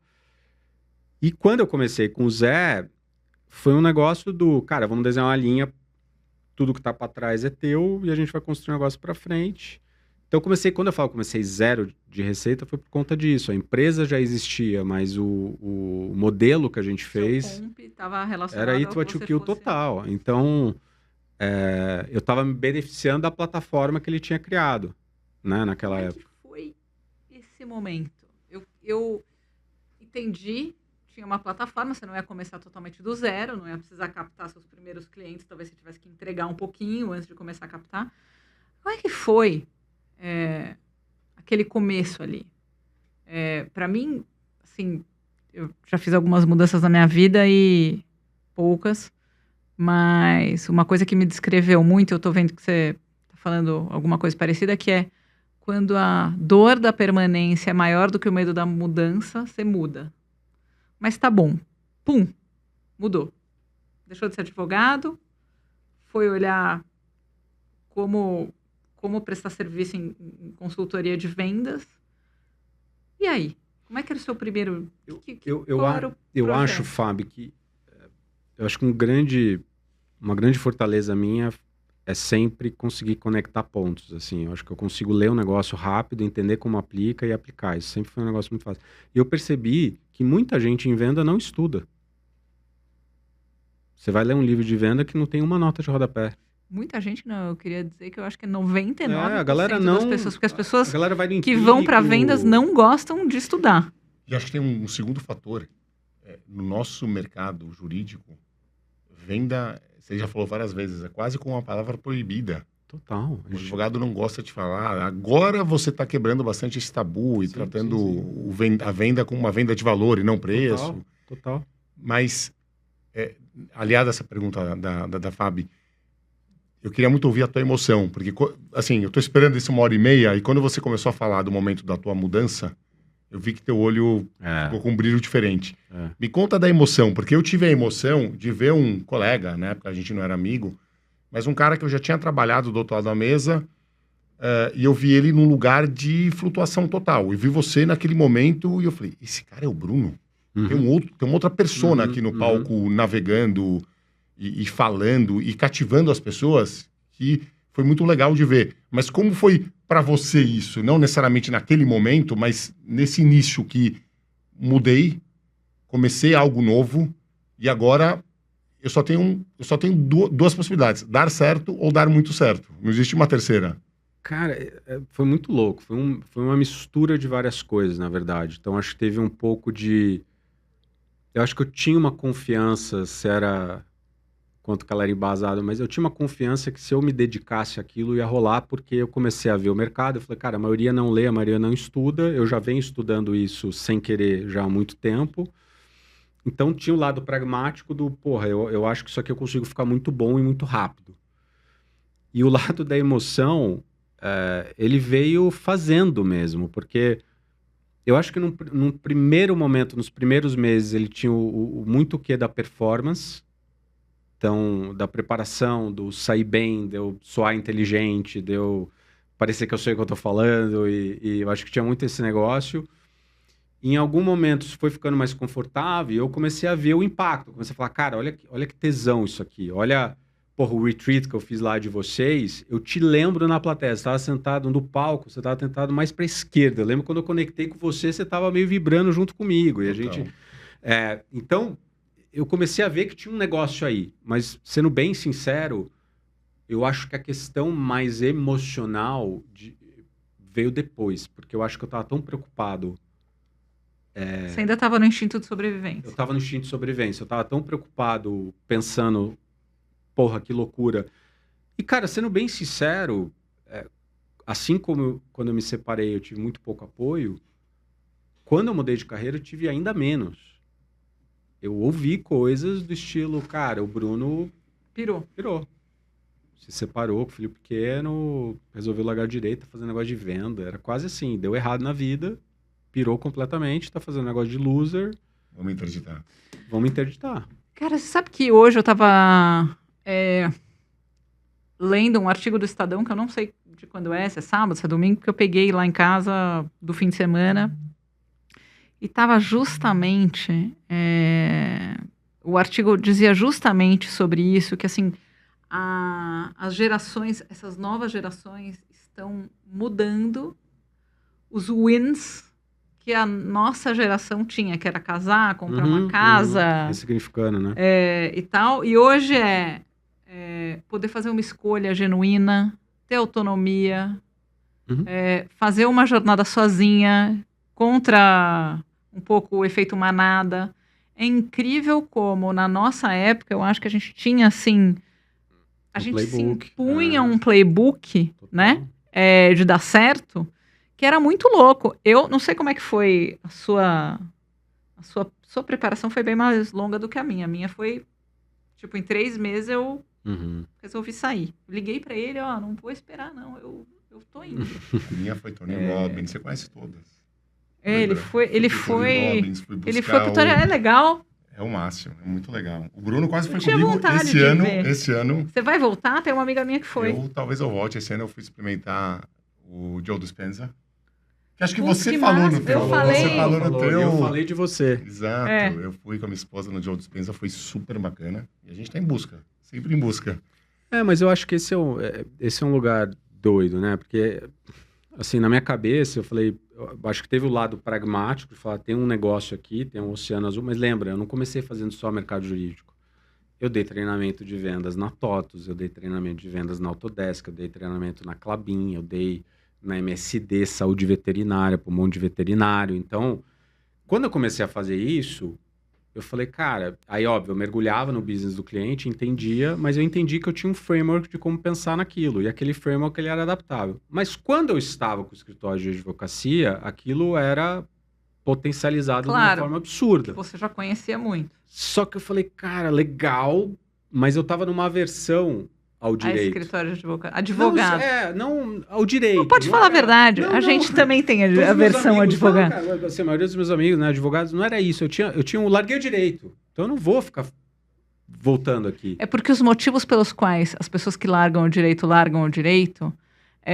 quando você começa a voltar a vender para advogado, no final das contas, você tem que se deparar com elas, tanto na hora que ele está comprando o seu serviço, quanto na hora em que você passa a ensinar ele a fazer uma coisa que é justamente aquilo que ele não tem nenhuma crença em que aquilo tem valor. Ao contrário, ele acha que o valor é só a execução impecável, que o resto é consequência. Mas e em cima disso? Porque venda, no conceito amplo, todo mundo tem que vender. Mas o que diferencia tanto? Porque hoje em dia você talvez seja o único especialista em vender para o mercado jurídico. E de repente, talvez parte do teu sucesso, e eu sei que você está no começo e que você trabalha pra caramba, mas é notório, é o fato de você estar navegando aí, cortando um mato alto que ninguém fala, ninguém conhece, todo mundo tem uma certa... Preconceito. Preconceito, curiosidade, mas não é comigo, e não tem nada, talvez, tão tabulado ou tão regrado, e você está batendo muito nessa tecla de que é algo acessível a todos.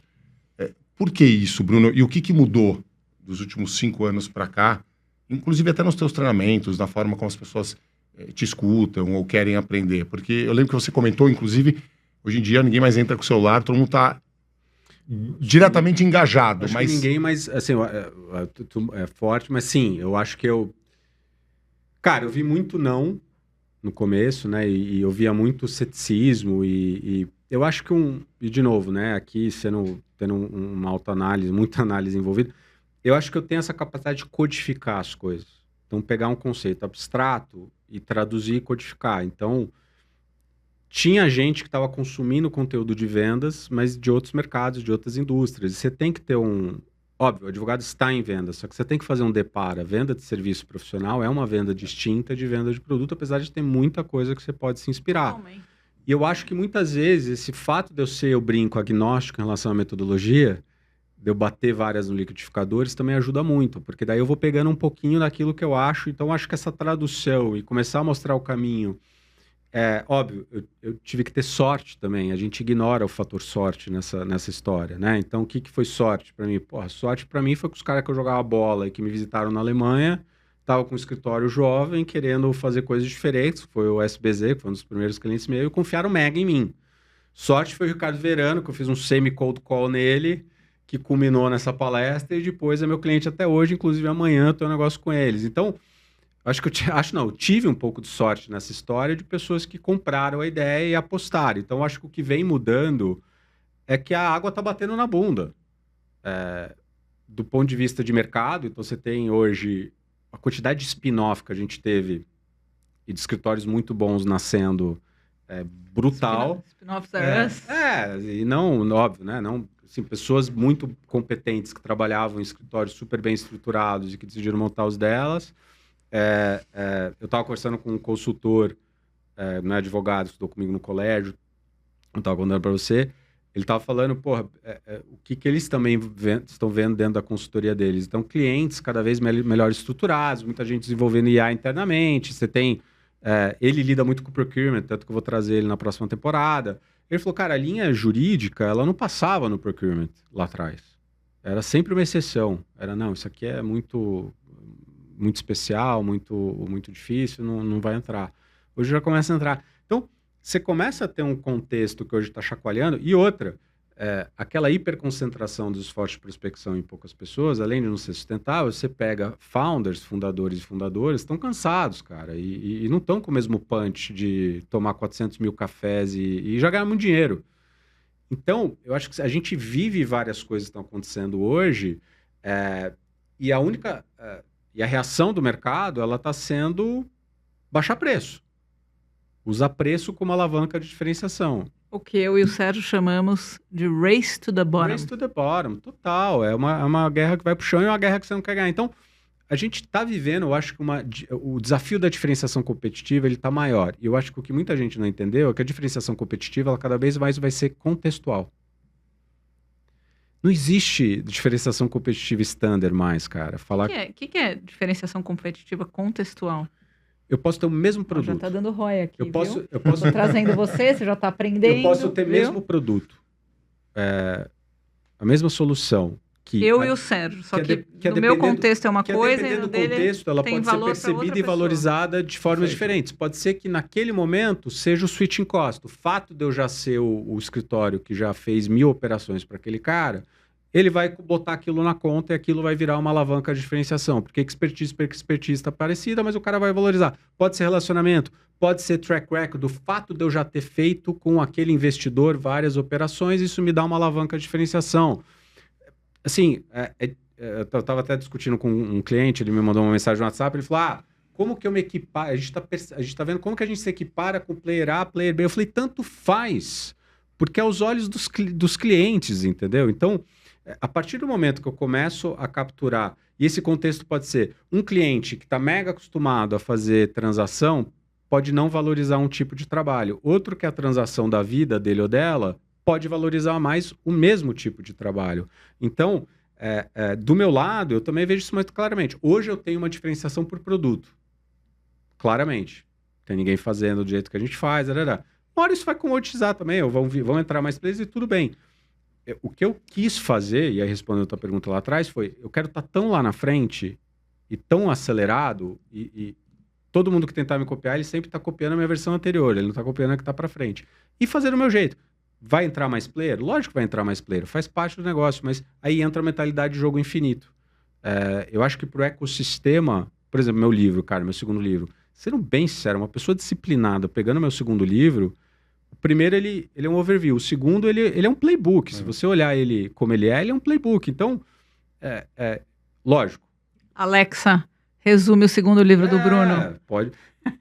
De segunda a sexta. Ele é um playbook. De janeiro a março. A gente hoje, eu vejo que a gente tem uma metodologia própria, então a gente conseguiu desenvolver isso vem com cancha e vem com essa milhagem de voo nossa, mas o que me dá tesão é sempre o next thing, assim, do tipo, cara, como que o Sérgio vai implementar isso lá dentro do escritório dele, dentro da cultura dele, dentro do que eles querem, o que eles estão buscando, e aí eu recebo mensagem, cara, eu fiz e funcionou, isso é um tesão. Claro. Isso vai preenchendo. E quando você vai vendo... Eu tinha uma pessoa que ela estava perigando lá dentro do escritório. A gente fez um trabalho junto e agora ela, tá indo super bem, voando. Então, eu acho que hoje, com mais tranquilidade, um pouco mais de serenidade de faturamento e posicionamento, eu consigo ver o propósito mais do que eu via no luta ou fuga de antes. Tem uma pergunta. Você já começou a dar treinamento para um time e você descobriu que o problema da pessoa não era vender? E o problema era mais embaixo? Eu acho que em nenhum contexto o problema é sempre a venda em si. Vou te dar alguns exemplos, né? Cara, se os incentivos são errados, eu posso ter a melhor metodologia do mundo, ela não vai parar em pé. Eu posso passar a metodologia, mas a cultura, o cara fala que é colaborativo, mas é zero colaborativo, é cada um totalmente olhando por si. Kill. Por vezes a dor não é sentida onde ela deveria ter uma zona de conforto, porque as pessoas ainda estão ganhando dinheiro. Mas você faz esse diagnóstico também? Vamos aqui, já que a gente está aproveitando de fazer jabá, a gente vai fazer o jabá do Bruno. Boa. Que tipo de serviço você oferece, além de treinamento em vendas? Porque isso que você está falando, acho que é super importante. Às vezes a pessoa te chama lá para melhorar a venda, aí você chega lá e descobre que os incentivos básicos estão todos alinhados, não sei o quê. Você cuida disso também?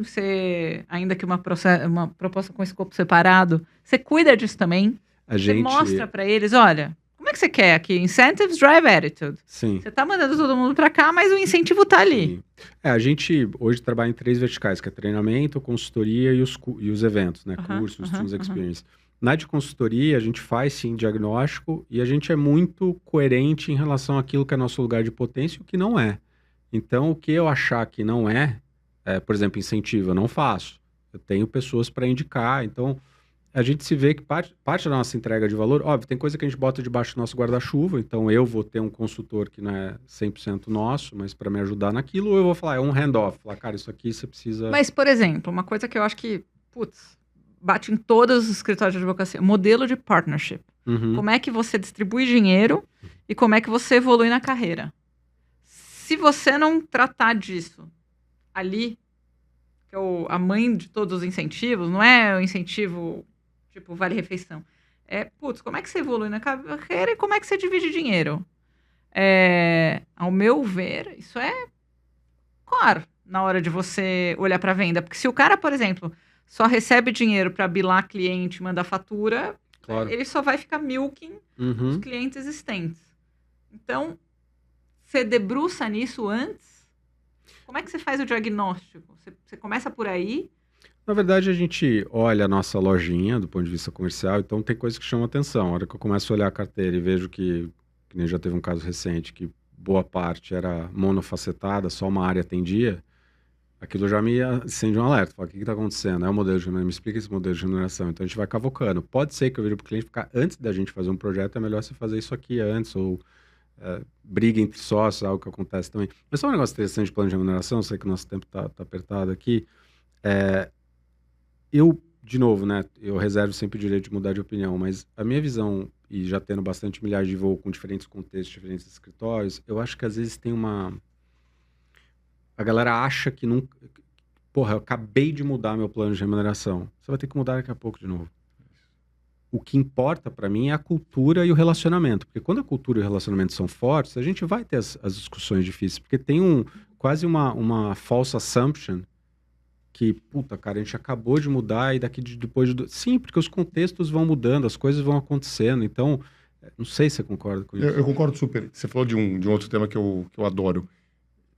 Você tem tanta experiência, Bruno. Me fala um pouco de como você percebe a cultura de cada lugar. Porque acho que você tem uma fonte privilegiada de acesso a como funciona mesmo atrás da coxia ou a cozinha de todos esses escritórios.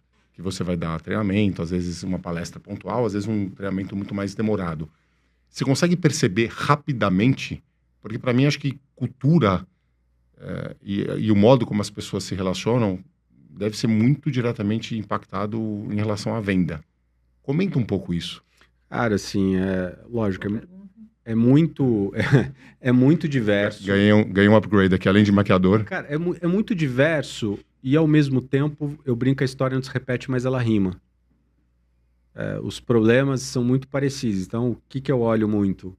Cara, qual que é o nível de transparência que você tem? Você está exigindo que a galera seja empreendedora, mas a galera não tem nenhuma abertura de nenhum número do que você está fazendo. É tudo um grande black box. Então, eu acho que muitos têm a dificuldade entre o discurso e a prática. Cara, no geral, e para alguns pode ser surpreendente, eu pego vários climas que assim, eu vejo a galera e falo, cara, a galera se dá bem, porque às vezes você vê uns lugares de longe e você fala, porra, cara, eu já tive lugares que eu achei que era mega conservador e foi um dos melhores treinamentos que eu já fiz, galera megamente aberta. Para mim tem muito a ver com a liderança. Então eu dei num escritório mega tradicional com um cara que deve ser a maior autoridade hoje na área que ele faz. O cara sentou na frente. E super aberto. E ele fatura muito. Então, eu acho que essa liderança, pelo exemplo, é algo que sempre me chama atenção, a ausência dela, entendeu? Então... Mas tem como não sentar na frente? Opa, tem gente que nem vai. É pros outros, não é pra mim. Eu já sei. Eu já sei o truque e o atalho. Então assim, eu acho que tem um pouco aí da liderança pelo exemplo.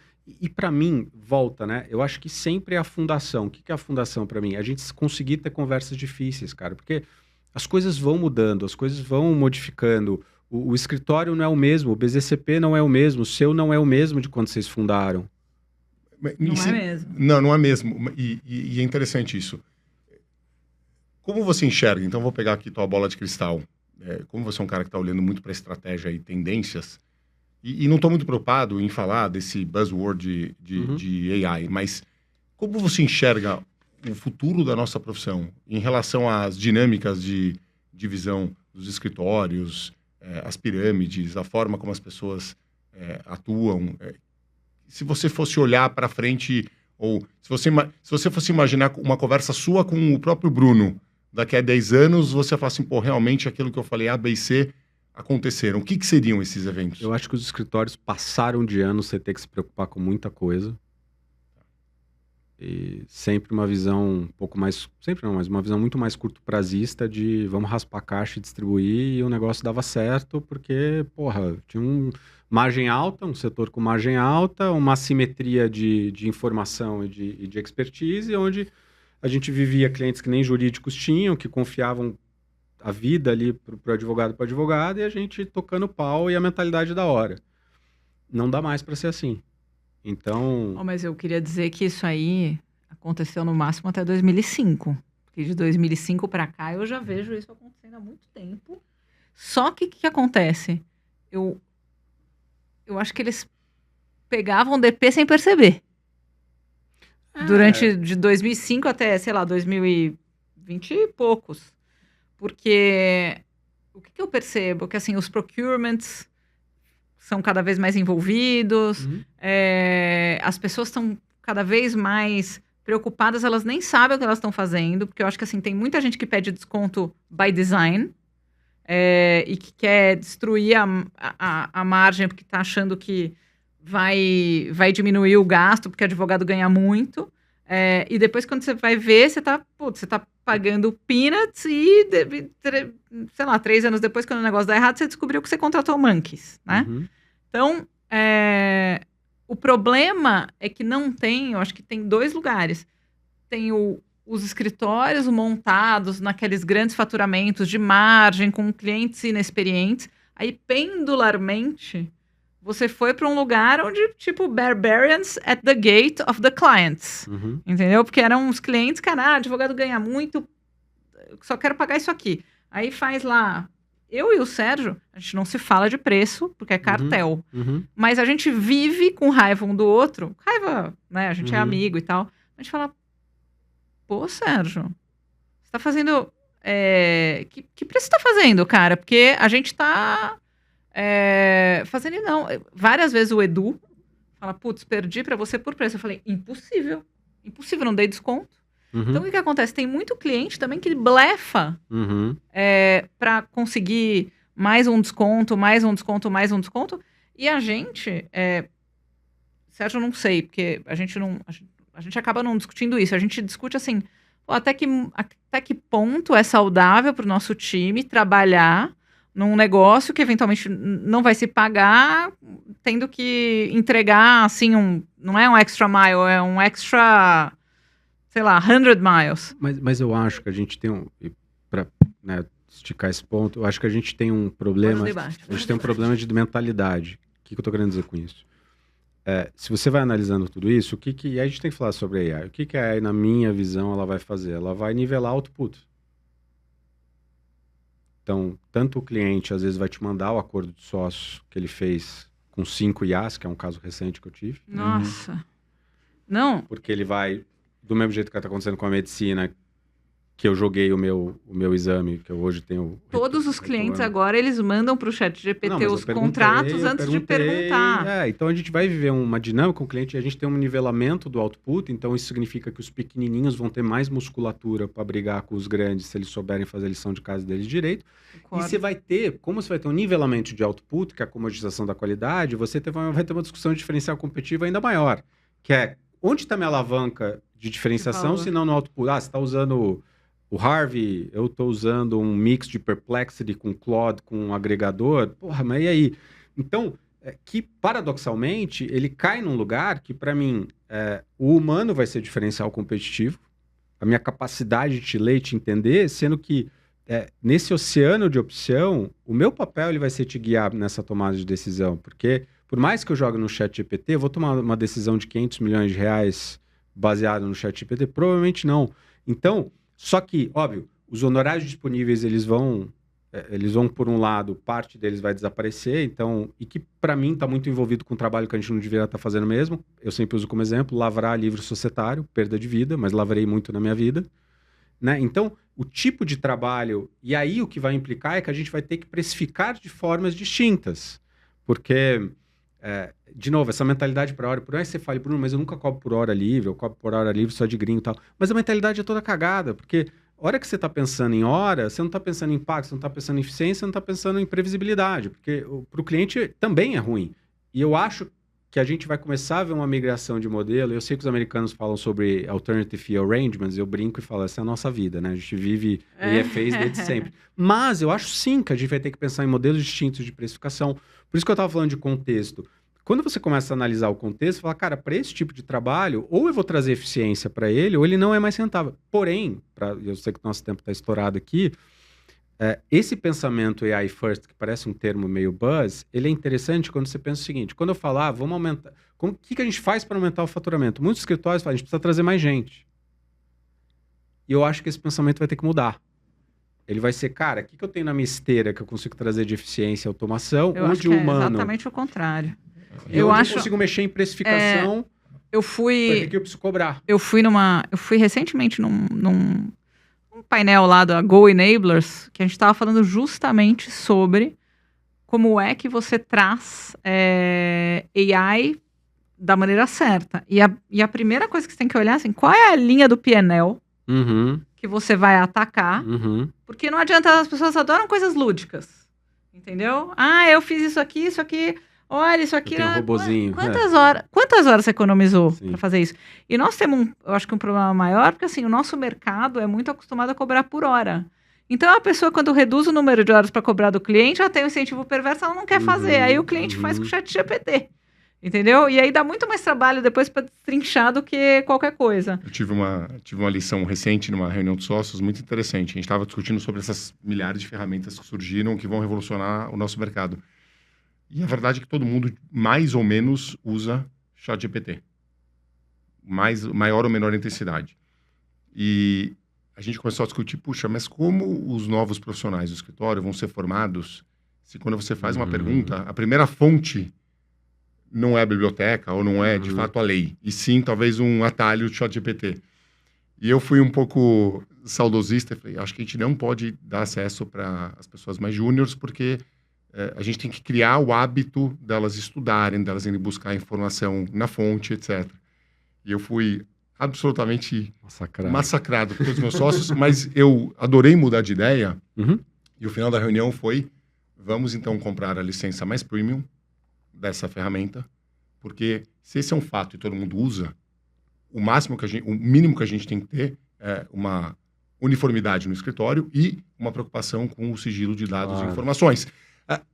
Depois disso, a gente vai começar a monitorar para entender quem está usando mais ou menos e de onde estão vindo essas fontes de pesquisa, mas não dá para brigar contra.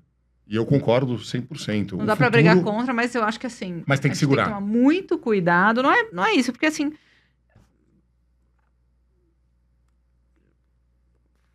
Estava conversando com um professor de AI, né, de letramento em inteligência artificial... E ele falou, olha, todo começo de revolução, pensa do fogo, tá? No começo, ela gera uma perplexidade, e depois, quando ela tá aqui, no final, aí as pessoas começam a usar ela de maneira eficiente. Então, no começo, tem muita coisa. Então, ele estava dando o exemplo que antigamente o cara caçava animal por animal. Até onde é que ele descobriu o fogo, ele toca fogo na floresta. E, faz churrasco mais rapidinho, pega todos os animais e tal. Só que ele começou a queimar a floresta, ele começou a se queimar também, junto com a floresta. Teve um monte de cagada acontecendo no começo da Revolução do Fogo, que foi causando casualties. A gente não pode se permitir, né, dentro do... Não tem Pareto pra gente. Você não pode chegar e falar, não, eu fiz com base no ChatGPT, versão mais premium.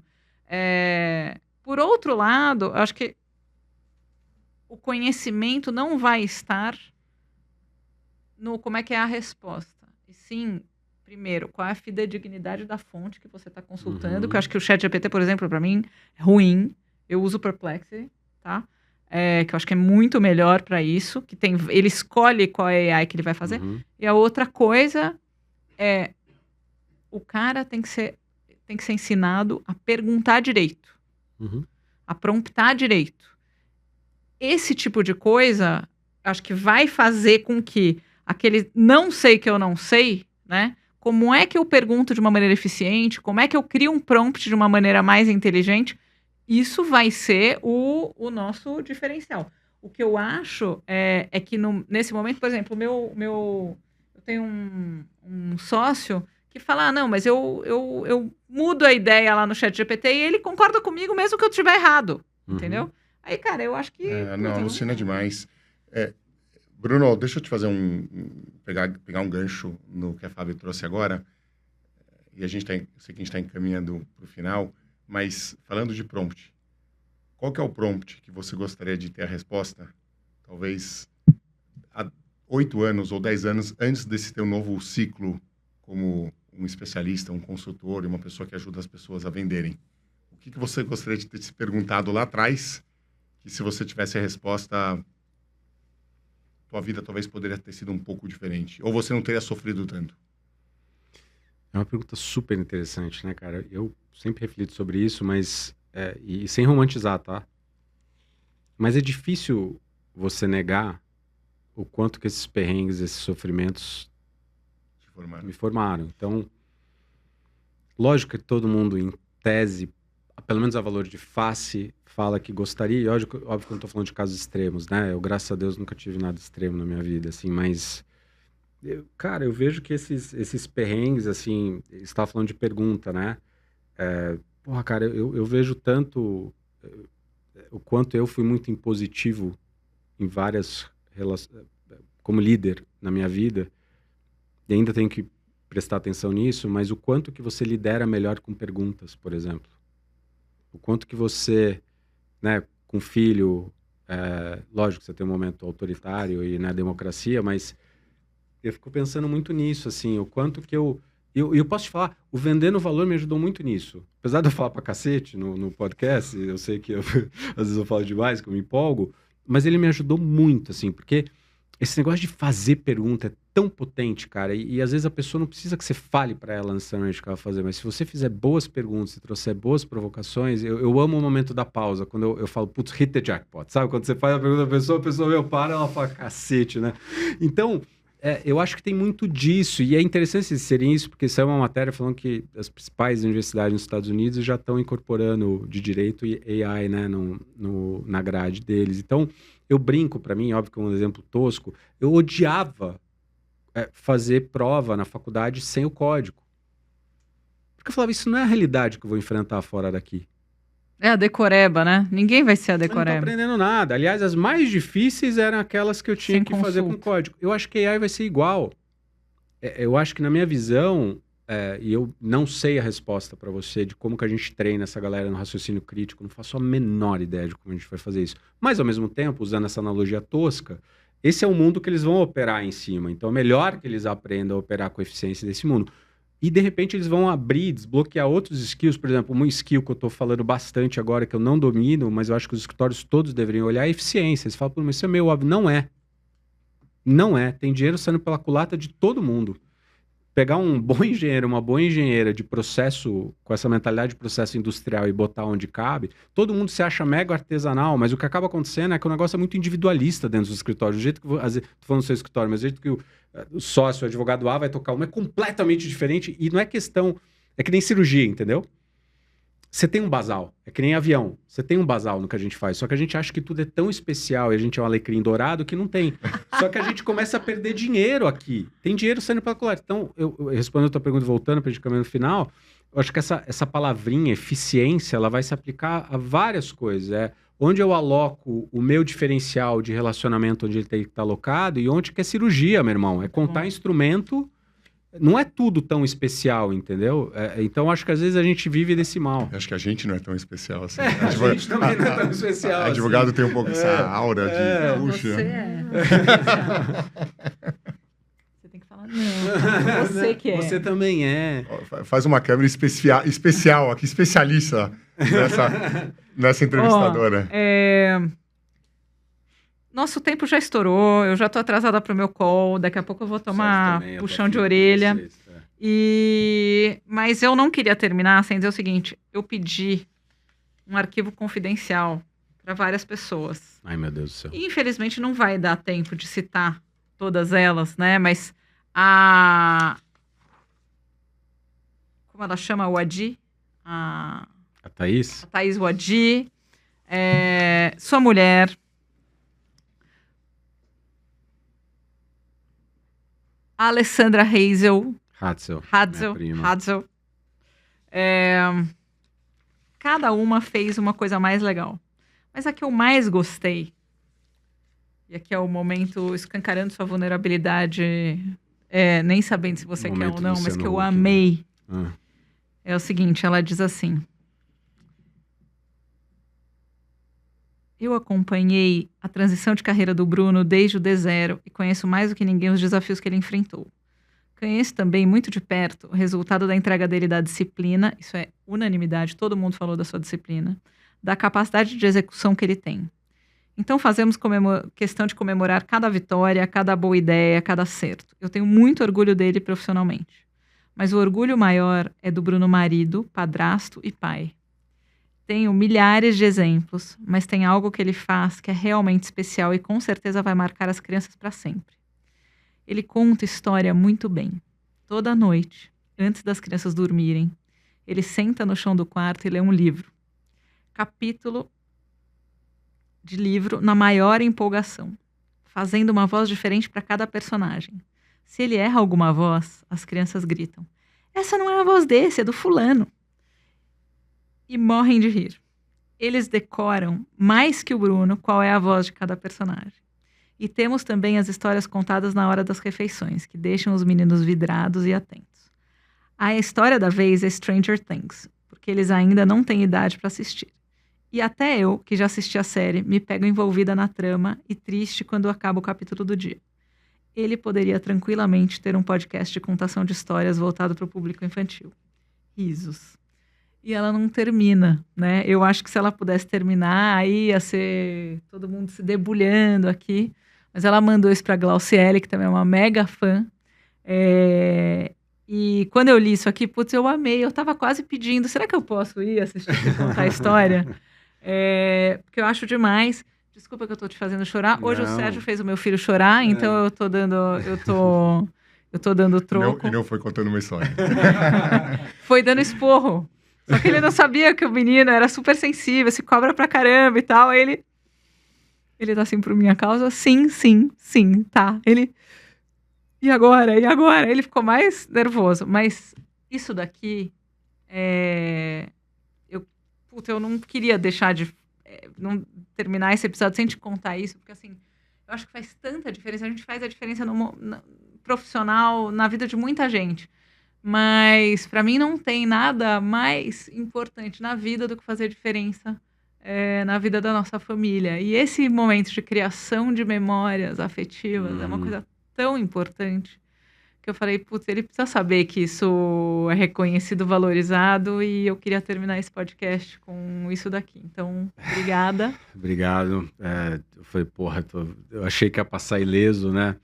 Mas eu acho que é muito bom essa sensação de você estar no teu lugar de potência pessoal. De verdade mesmo, sabe? Assim, eu acho que a gente tá chegando, não sei, a gente vai ficando mais velho, assim, eu brinco que é o no assholes rule, sabe? Tipo, você tá bem com você mesmo, e isso implica em trade-offs, em renúncias. Eu acho que, porra, ser pai é uma das coisas mais maravilhosas da minha vida.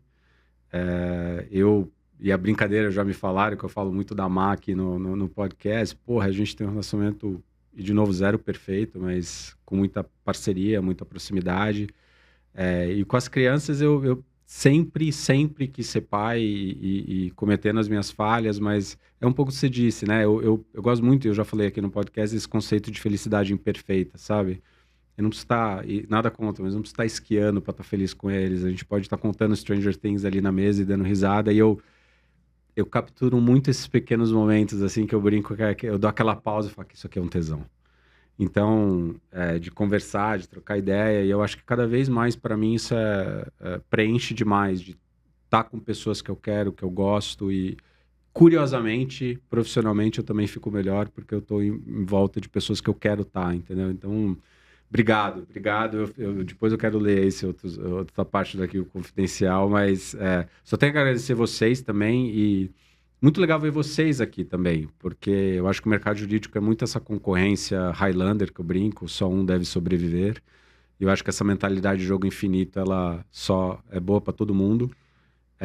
Então, a Fábio... A gente nunca teve isso. Na verdade, a gente brinca e tal, mas eu acho que a gente sempre torceu muito um pelo outro e a gente se indica de vez em quando o cliente, porque a gente sabe que vai ser mais fácil na mesa. Lógico. Com alguém que constrói. Ó, turma, inclusive, vocês contratam enquanto vocês me contratarem, vocês contratam o Sérgio do outro lado e vice-versa. Vai dar um deal, vai ser E animal. a gente vai negociar, que o Sérgio ainda não sabe, mas a gente vai criar um podcast, entendeu? A gente vai começar a entrevistar todos os profissionais e clientes um do outro e juntos. Sabe que foi um testemunho aqui muito bacana? Primeiro que eu vim aqui de maquiador, como a Fabi comentou. Falei com ela ontem para contar algumas histórias sobre você. E a Má, que eu já conheço há bastante tempo, também me ligou e falou, puxa, a gente vai entrevistar o Bruno. E ela estava tão empolgada e feliz. E assim, é muito legal ver essa parceria que vocês construíram. E sim, você fala muito dela, mas acho que é tão genuíno e tão bacana que dá um pouco desse toque pessoal e não profissional e metodológico do que você traz aqui, Bruno. Sim. Muito, muito legal, um prazerzaço. E eu lembro quando a gente estava conversando, primeira vez, quando surgiu a tua ideia de fazer o podcast, no MVP, lá na Fornada. Pô, é muito legal. E a gente tem visto que a barra tem aumentado cada vez mais, pessoas muito brilhantes, muito bacanas. E tem sido muito prazeroso escutar essa troca, porque é uma troca de amigos, troca de pessoas que querem construir, não que querem pegar toda a informação e levar para um cantinho e não dividir com ninguém. Parabéns pelo que você construiu. Não, obrigado. Pode bater palma, Antônio? E, ó, Fábio, obrigado por todo... Porra, eu não esperava, não sabia, para deixar bem claro, nem que o Sérgio ouvir, nem que você ia fazer todo esse arquivo confidencial. Não, eu também não sabia que ele vinha até hoje de manhã, porque eu dei aquela provocada ontem à noite. Maravilhoso. Mas obrigado, viu? Eu fiquei super feliz mesmo. Agradeço a Glau, que orquestrou todo o arquivo confidencial. Ela é uma querida também. E ninguém me falou nada, para deixar bem claro. Tem uma coisa que falaram que eu adorei.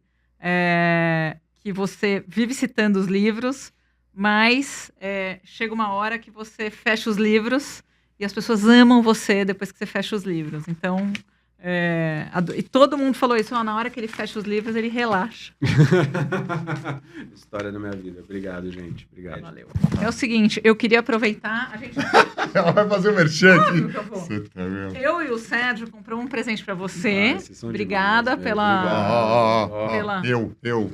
Não, é que ele pagou o almoço, eu paguei a sobremesa, nesse caso. Aqui, ó. Demais. Obrigado, gente. E aí, óbvio que eu não ia perder a oportunidade de dar um brinde do FM The Hike. Cadê? Ó, FM não, mas The espera Hike. aí, que antes Esse aqui é o brinde pro Sérgio. Querida. O Sérgio vai usar.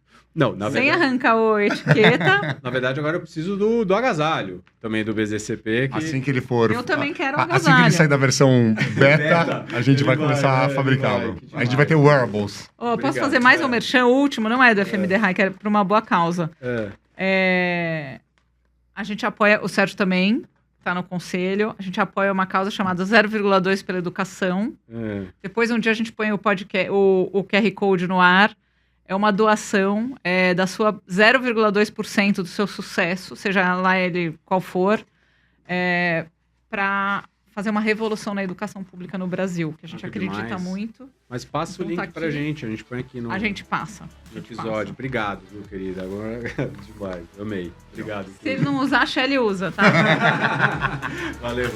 Você ouviu o Vendendo Valor, o podcast da Strunz, com apoio da ESPM.